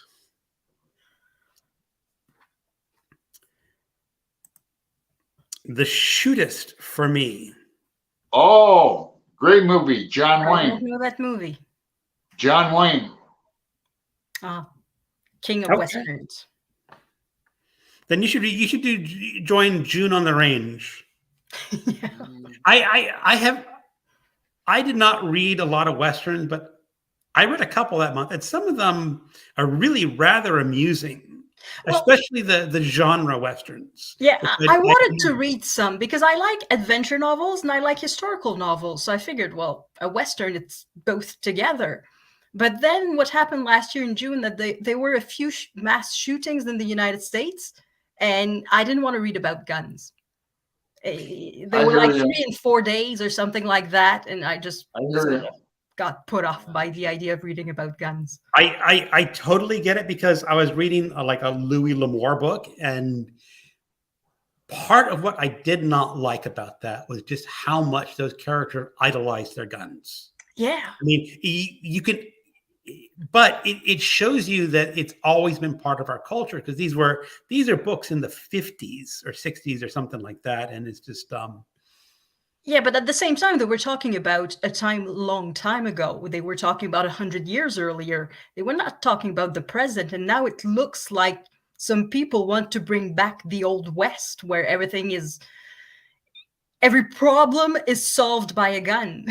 yeah, that is sort of my issue is that this is what Louis L'Amour was writing about. It's like you solve everything by having a gunfight. Yeah. Yeah, if the good guy has a gun, then there's no problem. But I have the Canadian view. If the bad guy doesn't have a gun, you don't need one. Yeah, Nobody has guns. Maybe I'm un-American, but I totally. You are an American. Go ahead, Greg. What? Go ahead. I'm stretching. You're stretching. Yeah. Joseph, The Shootist was surprisingly good. John Wayne's final movie. I think But I want to get into this. outright a little poetry bit. for June on the Range. Oh. I've got a few. I'm going to have to read another naughty cowboy book, though. A good cowboy romance. No, this is cowboy porn. This is not Cowboy romance. Oh God. So that is where they remove every piece of clothing except the hat and the boots. Yeah, at a drop of a hat. Yeah. Throw the rest off as well. And Yeah. You know, I was going to talk about American politics, but you guys go ahead. Go ahead. What about American politics? Just I don't care. You No, know. you guys go ahead. No, I mean, they're the. You can read these books in a day. perfect for Garbagus, or I do have some serious westerns that I'm going to do for June on the range. I'm only going to do one of those for her. So Alan, American politics. What you got? Christ. You brought it up. It's like on my agenda. I had it on my agenda to ask Elisabeth, Yeah. Well, we already talked about the gun usage between the countries. That's highly political, and if someone who really loved guns was watching this, they're going to be saying, I'm subscribing. He just said, I would like to put America back to the Canadian gun policy. And Yeah. I said earlier in the stream that I worked as a customs officer on the border between Canada and the US. Yeah. And once upon a time, I received a phone call. Well, I answered the phone. The phone was ringing and I answered. It was an American moving to Alaska, and he wanted to know how he could take his collection of weapons to Alaska. And so I asked, what sort of weapons are they? And he starts naming a bunch of stuff that I just don't know, I don't recognize. So I just stop him. Excuse me, sir, are these guns for hunting? Oh, no. And then he starts talking. Okay, well, they cannot come into Canada, and that's it. What? How come? It's just to go through. They're not staying there. No, they just are not allowed in Canada. They cannot cross the border. Send them by mail. Well, the mail won't accept them. Well, that's common sense. Then you just can't take them to Canada. And that's it. So I don't know what he did with it. But yeah, Well, you cannot take these guns to Canada. They're not legal. So you stopped him. Well, he was on the phone. He was asking before he was moving. Oh, on the phone. But yeah, I know some exactly people would what just he turn did. them around. That was an answer I got. Do you have any firearms or weapons? That's a standard question. And the person said, "Oh yes, I have a gun in my glove compartment." Wrong answer. Either you leave the gun at the border or you turn around. And the person turned around. So, yeah, no guns. Everybody's safer that way. Or he just has the answer, I have nothing. Nothing to Most declare. people would answer that. I think the woman, it was a woman, and I think she thought I was asking for her safety. Do you have any firearms or weapons with you? Oh. And no, it's for our safety. We don't want your guns. Yeah. Young guns. I think I've seen those. I think I've seen the first one. Yeah, not in theater though, on TV. I have not seen Tombstone. Tombstone. Oh yeah, it's one of my favorite. Tombstone with Kurt Russell. Yeah. Joseph, I was just The at old Cape Corral. firing range earlier today Okay, for some target shooting, LOL, and I'm not unsubscribing. Thank you, Joseph. Thank you. No, I actually did take a firearms class last year Oh, before the election because I said, if this election goes really bad, I yeah, might you're want close to Washington. And it's easy. I mean, you take a one-day class, about 7 hours. You take a test, Mhm. take a shooting range, Mhm. and the guy gives you a little ticket, and I can take it to the courthouse, and I can get a concealed carry permit in Virginia. Wow. It's that easy. Yeah. I mean, I have fired maybe 10 rounds in my life. Yeah. And, it's not that far away. It's not that hard to hit your target at 10 yards. No, but it's point and shoot. That's the idea. A little harder, but not that much harder. Yeah. But I'm not going to feel safer with a gun in my pants after shooting 10 rounds. And like you said, like Joseph, I would have to go to the range once a week or once a month to be proficient. And I use a shotgun. To go what, grocery shopping?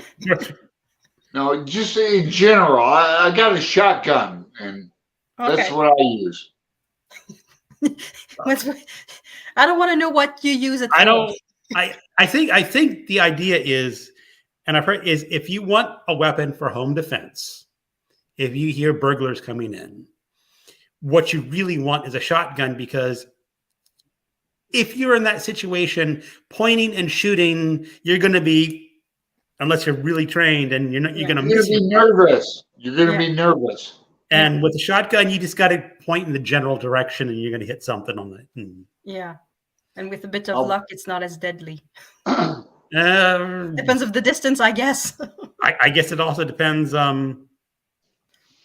what kind of shot the caliber. But as I said, I could get my concealed carry permit, but I'm not feeling like anyone else would be safer with me carrying it. Yeah, that's the other thing. Are other people safer? Yeah, and I'm pretty sure the answer is no. I agree, but that's the way our country runs down here. Yeah. Al, it's on the honor system, but most fire owners care about safety and safe use. Yeah. That's probably true for most people. Yeah. It's the people that don't really care that you worry about. Yeah, but it's also the quantity. So even if it's 99% of the people who are careful, it still leaves thousands who are not. Yeah.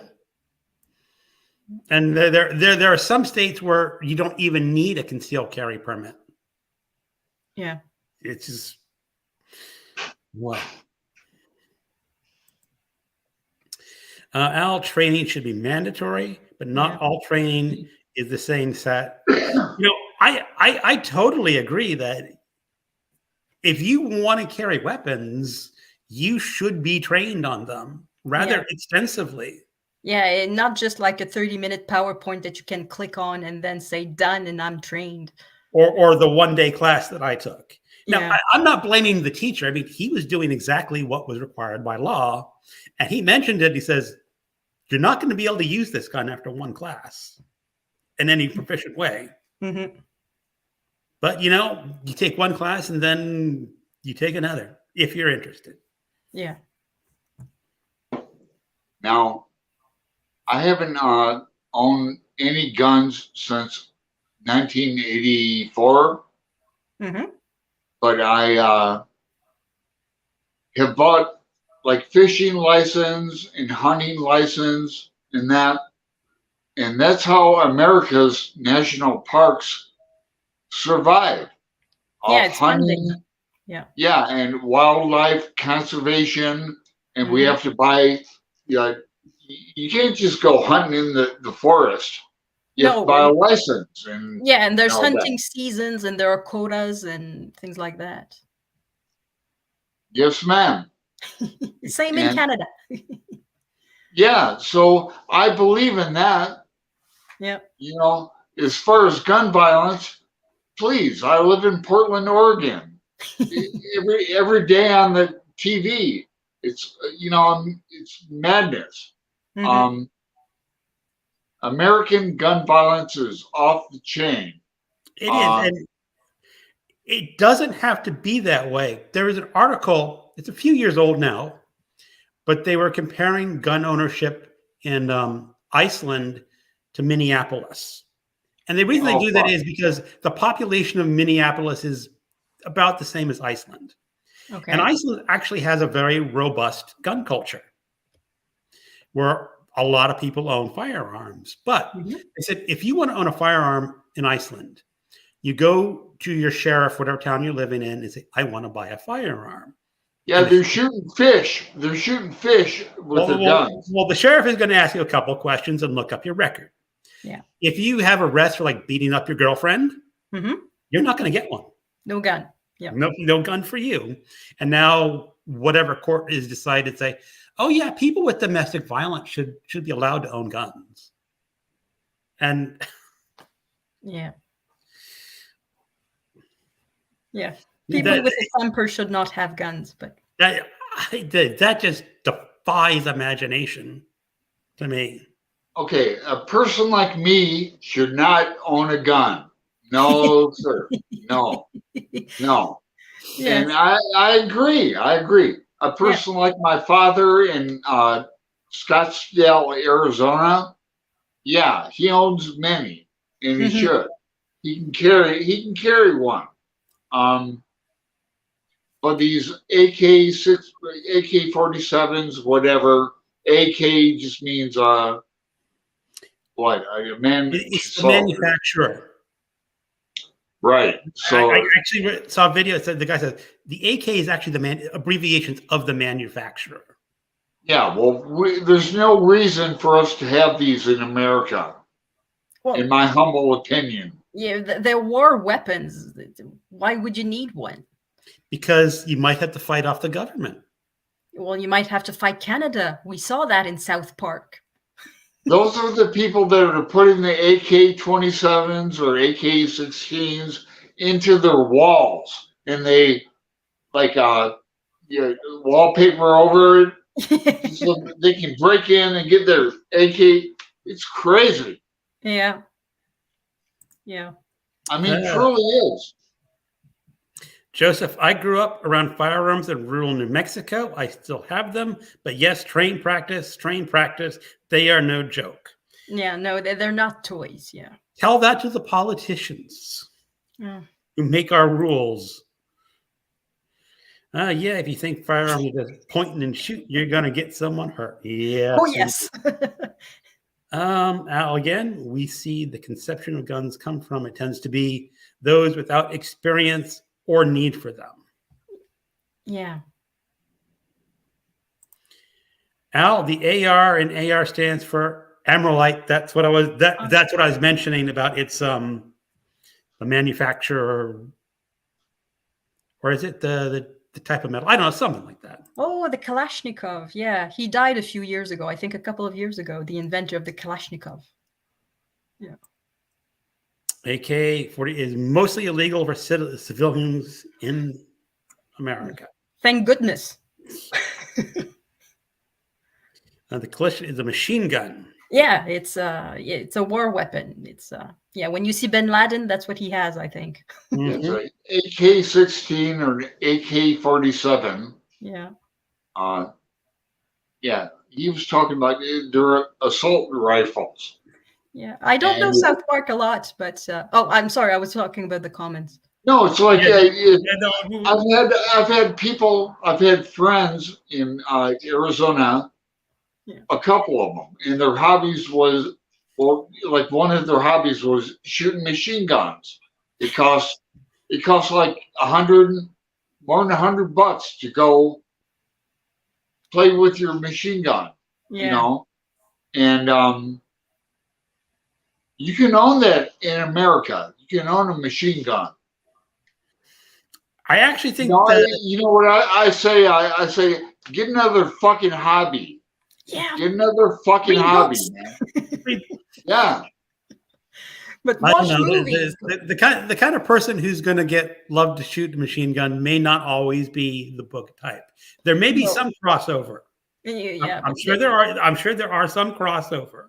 Well, they could go, I don't know, hiking or something more physical, perhaps more competitive, running, something. But run a marathon. They could find another hobby. Play guitar. Oh, let me get it out. You got an injured thumb. I know, I do. Oh. You want to tell her? I never watch a lot of South Park. What?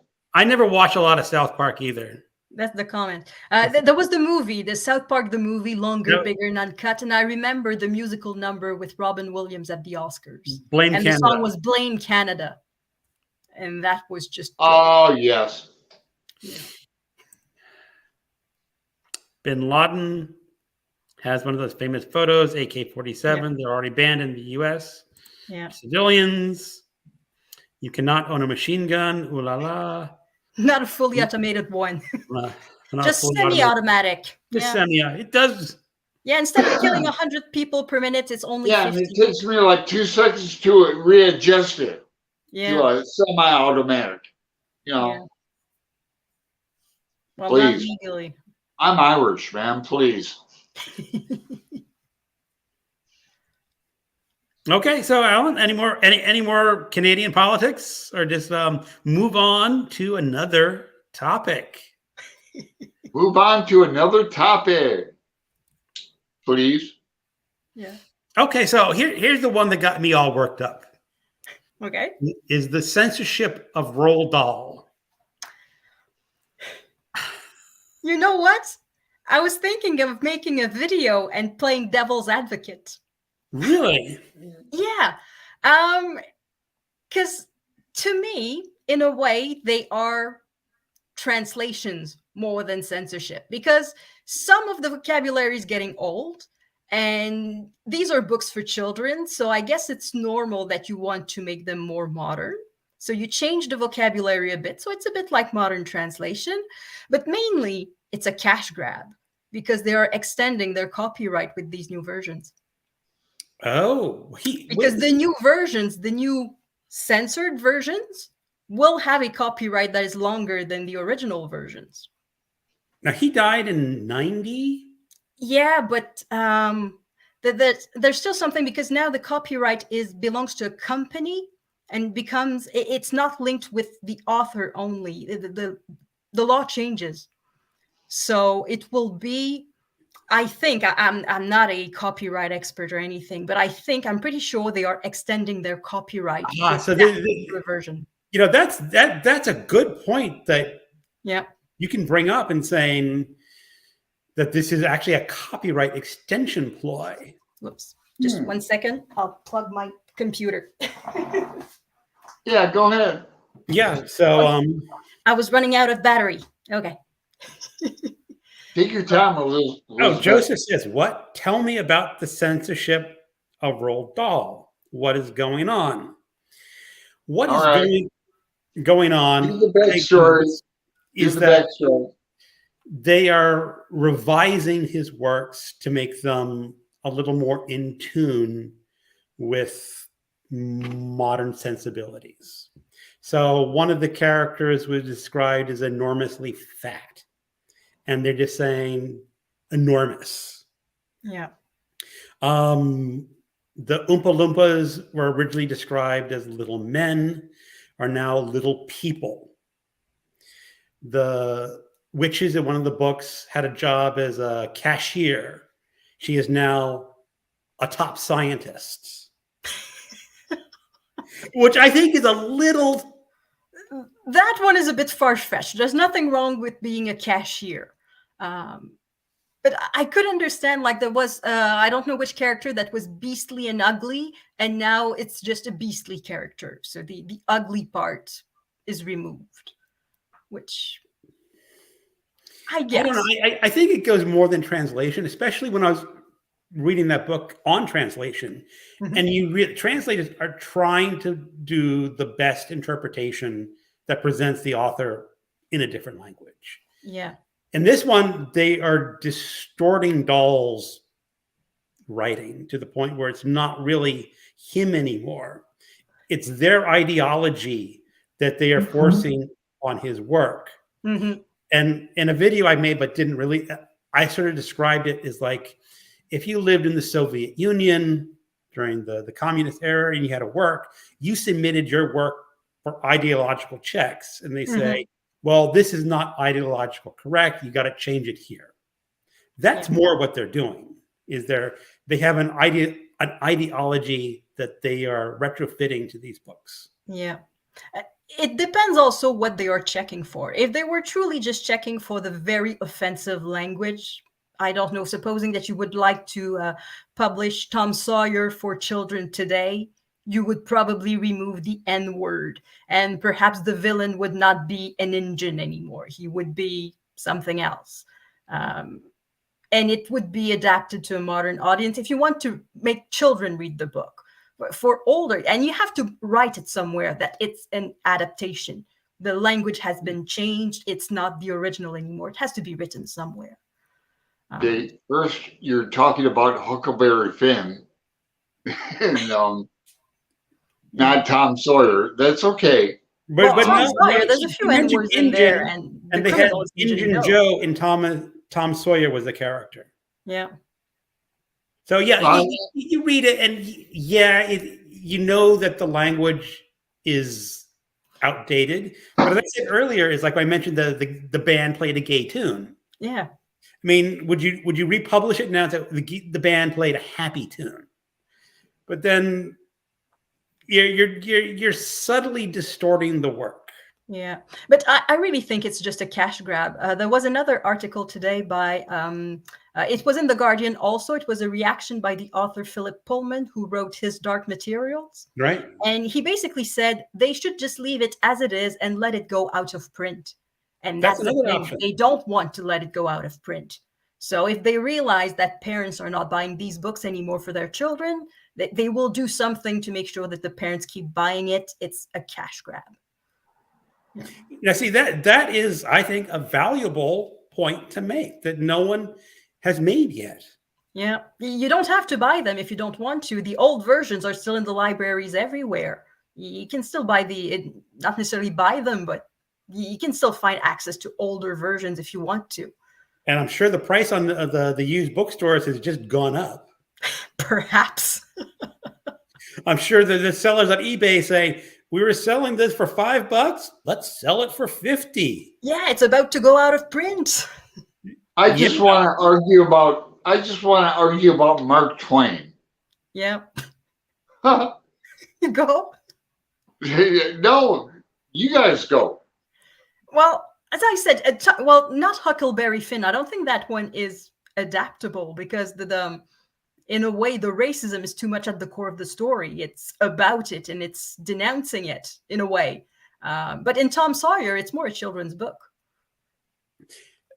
Yeah, but saying the thing is Huckleberry Finn, the character is not a racist character at all.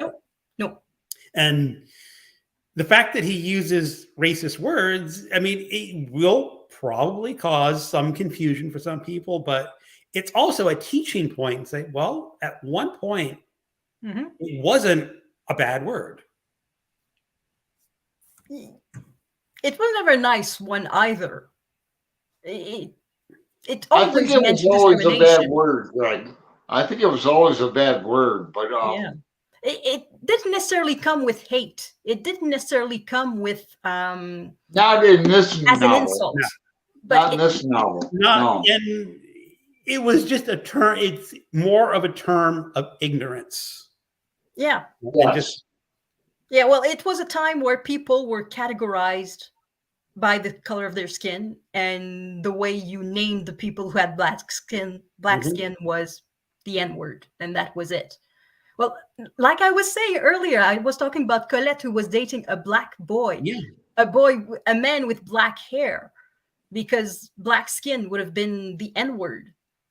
Not necessarily said with a lot. Well, it would have been discriminatory, I guess. It's not possible to use that word and think that everybody's equal. I don't think so.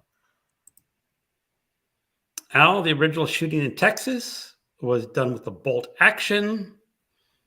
So this is Unreal Fear is baseless and propaganda. I'm sorry, it is mental health, not guns to fear.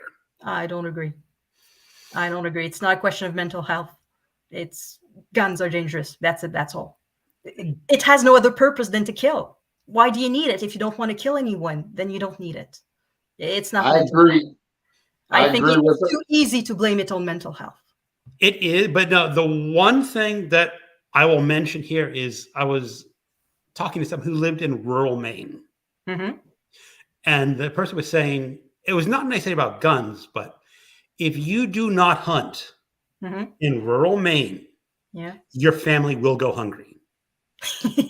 Yeah. Well, I'm not talking about hunting weapons. I think in Canada, per person, there are as many hunting weapons as in the United States. I think that's fair. I mean, it's the handguns and the... It's the rest. It's the gun that you bring to the city, that you bring in your daily life. Why do you need a gun in your daily life? Unless you're a police officer, of course.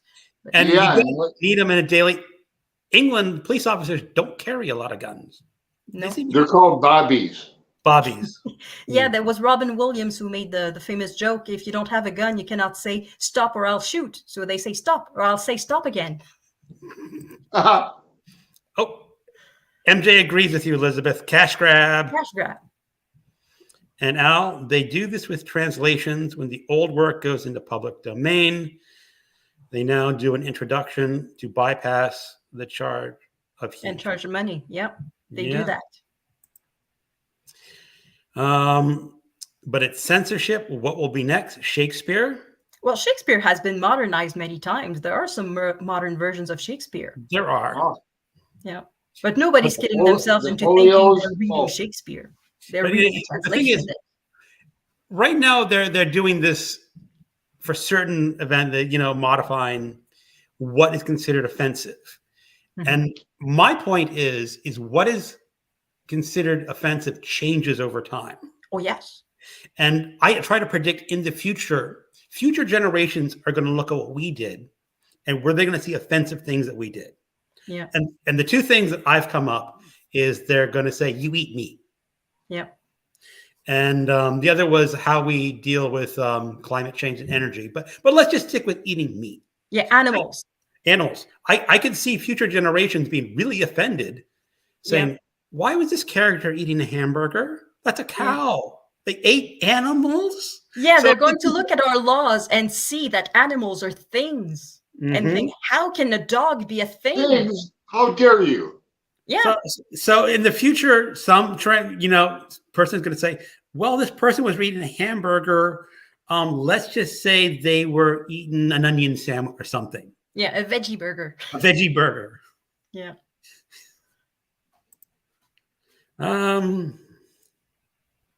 It's hard today to learn in most fields. I see where you're going, Greg. You'll have to continuously update. Yeah. What's considered. The example cashier, it's nothing wrong with being a cashier. I can see what they did, that the witch is not supposed to have a low-paying job. We want to portray her as somebody who has education and all of that. But then again, there are plenty of people who are cashiers. I go shop at a grocery store and they have cashiers. Not just women are cashiers. There are adults who are cashier. Yeah. I mean, I was just at my wife and I went out some discount. I do the self-checkout. Yeah. Some sort of warehouse of cheap, because she wanted to buy some glasses to plant things. And we were walking through, and some older guy, probably late 40s, early 50s, was speaking. He's obviously the manager of this discounted warehouse. And I'm going, okay, you're maybe 50 and you're working at a retail store. How'd you get there? But it's perfectly fine to be 50 and being a manager of a store. Yeah. It's easy to sucks, something wrong with that man, but that's a bias on my part. Yeah. Not to slight him, saying what you do is wrong. So really, what's wrong with a witch being a cashier? Yeah, no, I don't think there's anything wrong. Yeah, that bit was a bit weird. I could understand for the physical allusions to the characters, saying they are fat and ugly. Okay, fine, you have to change something, but cashier. Okay, but let's say you're reading A Confederacy of Dunces. Yeah. I don't know if you've read that one. Yep. What do you say is that Ignatius isn't fat? No, he is. But he's overweight. No, he's grotesque. He's grotesque. But, it could be offensive to a child who's having weight problems. I need another hot dog. My valve. 10 inches of paradise. Yeah. Some censorship is important. I found out last night what Agatha Christie's novels, And Then There Were None, was originally called, and it wasn't 10 Little Indians. No. It was, the version that I read in French was 10 Little N. Ah. That's what it was. That was the original. Where's the line? Yeah, well, we trace lines everywhere. There's a line between Canada and the United States, and it crosses villages. It crosses communities. The line was drawn somewhere. I read a very interesting story about that. There was a public library where the line went right through the library. So when the border people got all picky and say, this library, you got to put a wall in the library. So you can't walk over to Canada and check out this book. Yeah, there's a village. I always forget the name of the village, but it's in the Eastern Townships. It's in the province of Quebec, and it shares a border with Vermont, I think, or perhaps New Hampshire. I don't know. But in theory, when you cross the theoretical border, you have to go through the customs every time. You have to bring your passport with you, even because the borders, the custom, the offices, they are not like side by side right on the line. There's a distance between them. And if you go in the middle without reaching, let's say, the American post, you still have to go to the Americans and say, I'm going to the library. And when you go to the library, you come back to Canada, you have to go through the customs and say, I went to the library. Even though perhaps you live in the middle and the library is in the middle of both things, you have to go through the customs. It's yeah. And after 9/11, the Americans became really picky, really touchy, and it was something. I mean, if you live on the border like that and share a town, I mean, I'm sorry, like, who cares if you? I mean, let's just imagine I lived on that border town. Yeah. And my cat got out and crossed the border. Does that mean I can't cross the border and grab my cat and bring it back? You're supposed to go through the office and say, I just went to the United States to grab my cat. I did not buy anything. I'm not bringing back any weapons. My cat left a turd. Yeah. Alan, go. Yeah, I'd like to. So my question is, do we need a blue card like Mexico or a passport to cross into Canada? Do you know? It's been too long, but I think now you need a passport. We need a blue card. I don't know if it's a blue card. I think you need your American passports to get into Canada. You need a passport, or I have like this other ID to get in the plane. You know, like I went through the security, so you go through the fast check-in security. Okay. I think that is also acceptable. Possible. At least into Canada. But it used to be that Canada, it used to be a driver's license. You just you look at them, they wave. You said, "Okay, how many people?" Yeah, during the time when I was working there, it was just a license for Americans and Canadians. And same thing for Canadians to go into the US. We just needed a driver's license or a piece of ID with a picture. Not even with a picture, just a piece of ID, official ID. But the rules changed about 10 years ago. Now it's a passport. I remember I was in high school in the 80s, and we had a trip up to Nova Scotia. Mm-hmm. I remember, the guy said, how many kids in the car? And just wave you on through, because yeah, well, same thing when I went to the US with the school, where we were like 42 in the bus. Okay, is everybody Canadian? Anybody born outside of Canada? There was one girl who raised her hand. Okay, could you please show me your passport? Okay, he took it inside, checked something, came back. Thank you, have a nice day. El Paso, down here, Elisabeth in El Paso, we ain't having that. No. Go ahead. No, that's special. El Paso is special. Yeah. Oh. Yeah. Got it. I remember being able to cross the border very easily, and very cool, like I talked about, Niagara Falls, and how great Niagara Falls, the Horseshoe Falls, is so much better than Buffalo, New York. Just so beautiful in Canada. Yeah. My favorite Canadian city is Victoria. Oh yeah.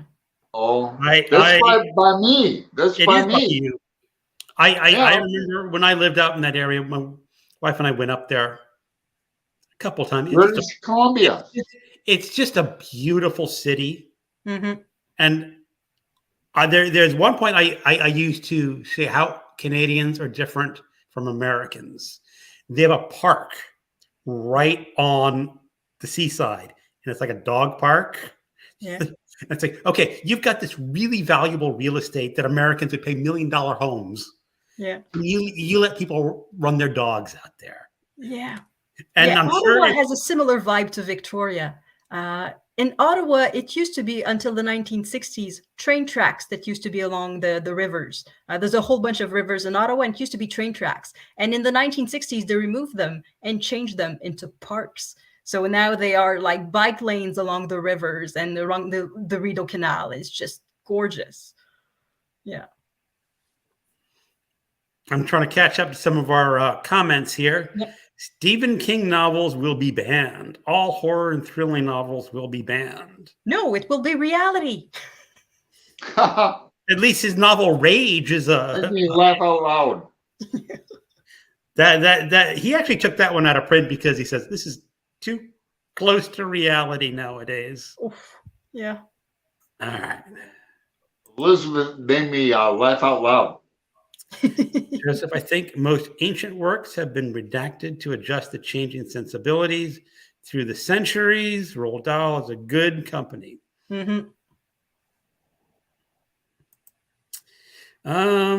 The ideas of the theater of the absurd, the edits will need to reversal once calmer heads prevail. Yeah. Well, finding the right balance will take time, I think, because let's say the pendulum was here, now it's going to go all the way there, and before it just settles to a place where everybody's comfortable, it might take a while, and we'll get a few absurdities with that. But you know, it's like Chaucer. It's like people should be able to read Chaucer in the original. Oh yeah, if you don't have to read the translation. But what they've done here is like basically remove the old Roald Dahl. So you don't know unless you get your hands on. Yeah, well, perhaps they will print both in parallel. More money. You know something? You just tell them that's like you can make more money if you print both. Yeah.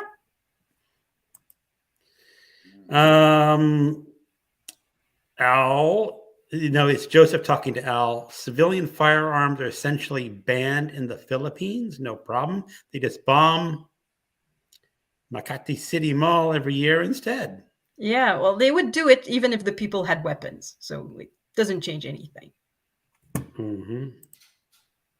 W.E. Du Bois, his double consciousness. He wrote about many who were treated one way but felt another. We are simply failing to learn from history. Mm-hmm.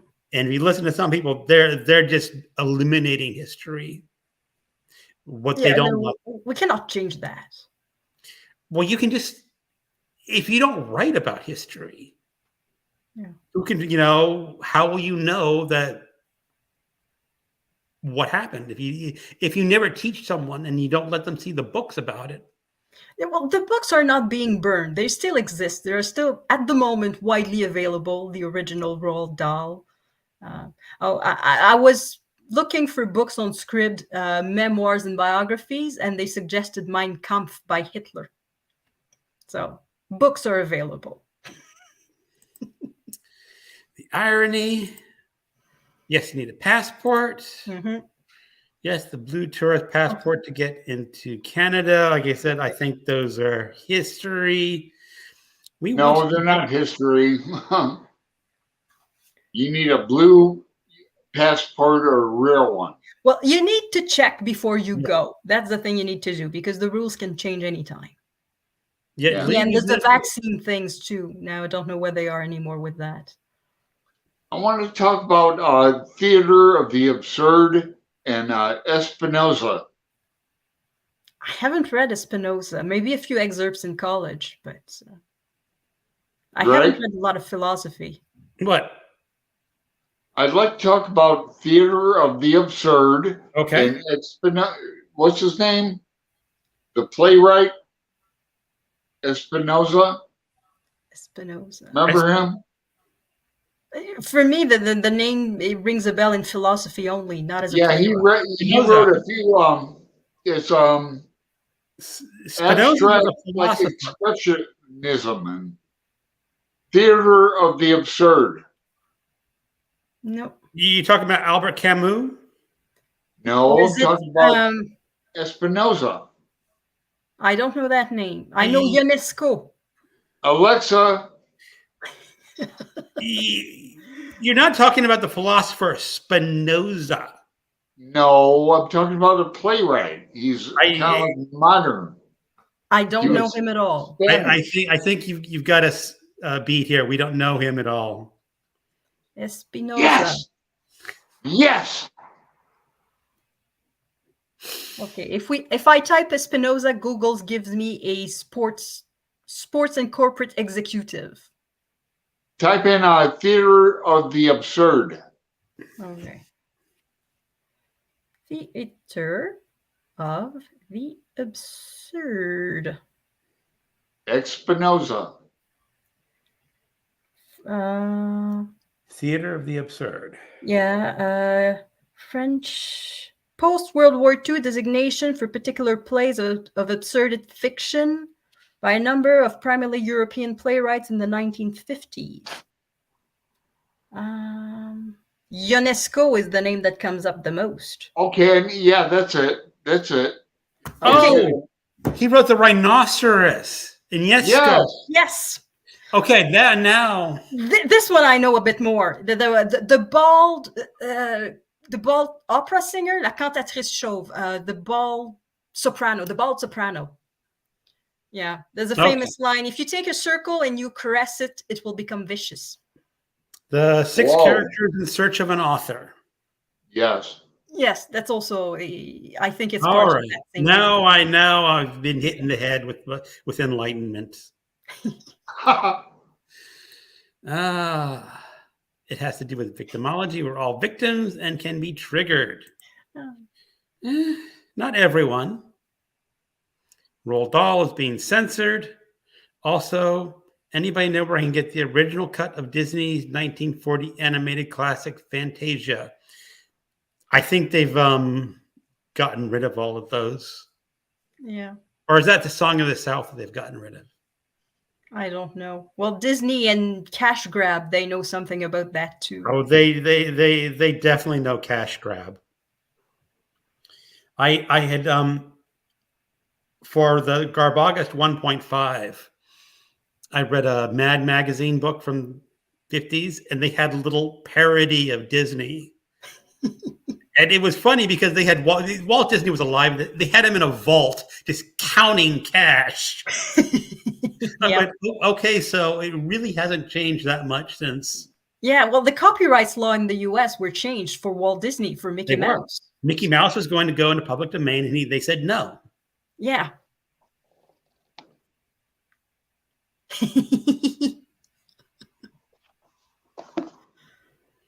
Yeah. Horrifyingly mad. Yeah. Please.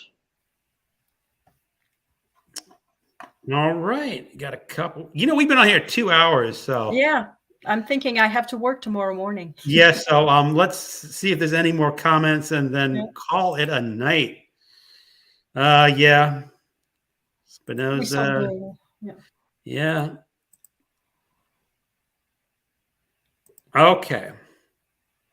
So we are at the end of the comments. Any last parting things to say, Elisabeth? Well, thank you for having me. It was very enjoyable. A lot of fun. We enjoyed having you. Well, thank you. Very much. Thank you, Elisabeth. Yes. You're welcome. All right. Well, let's call it a night.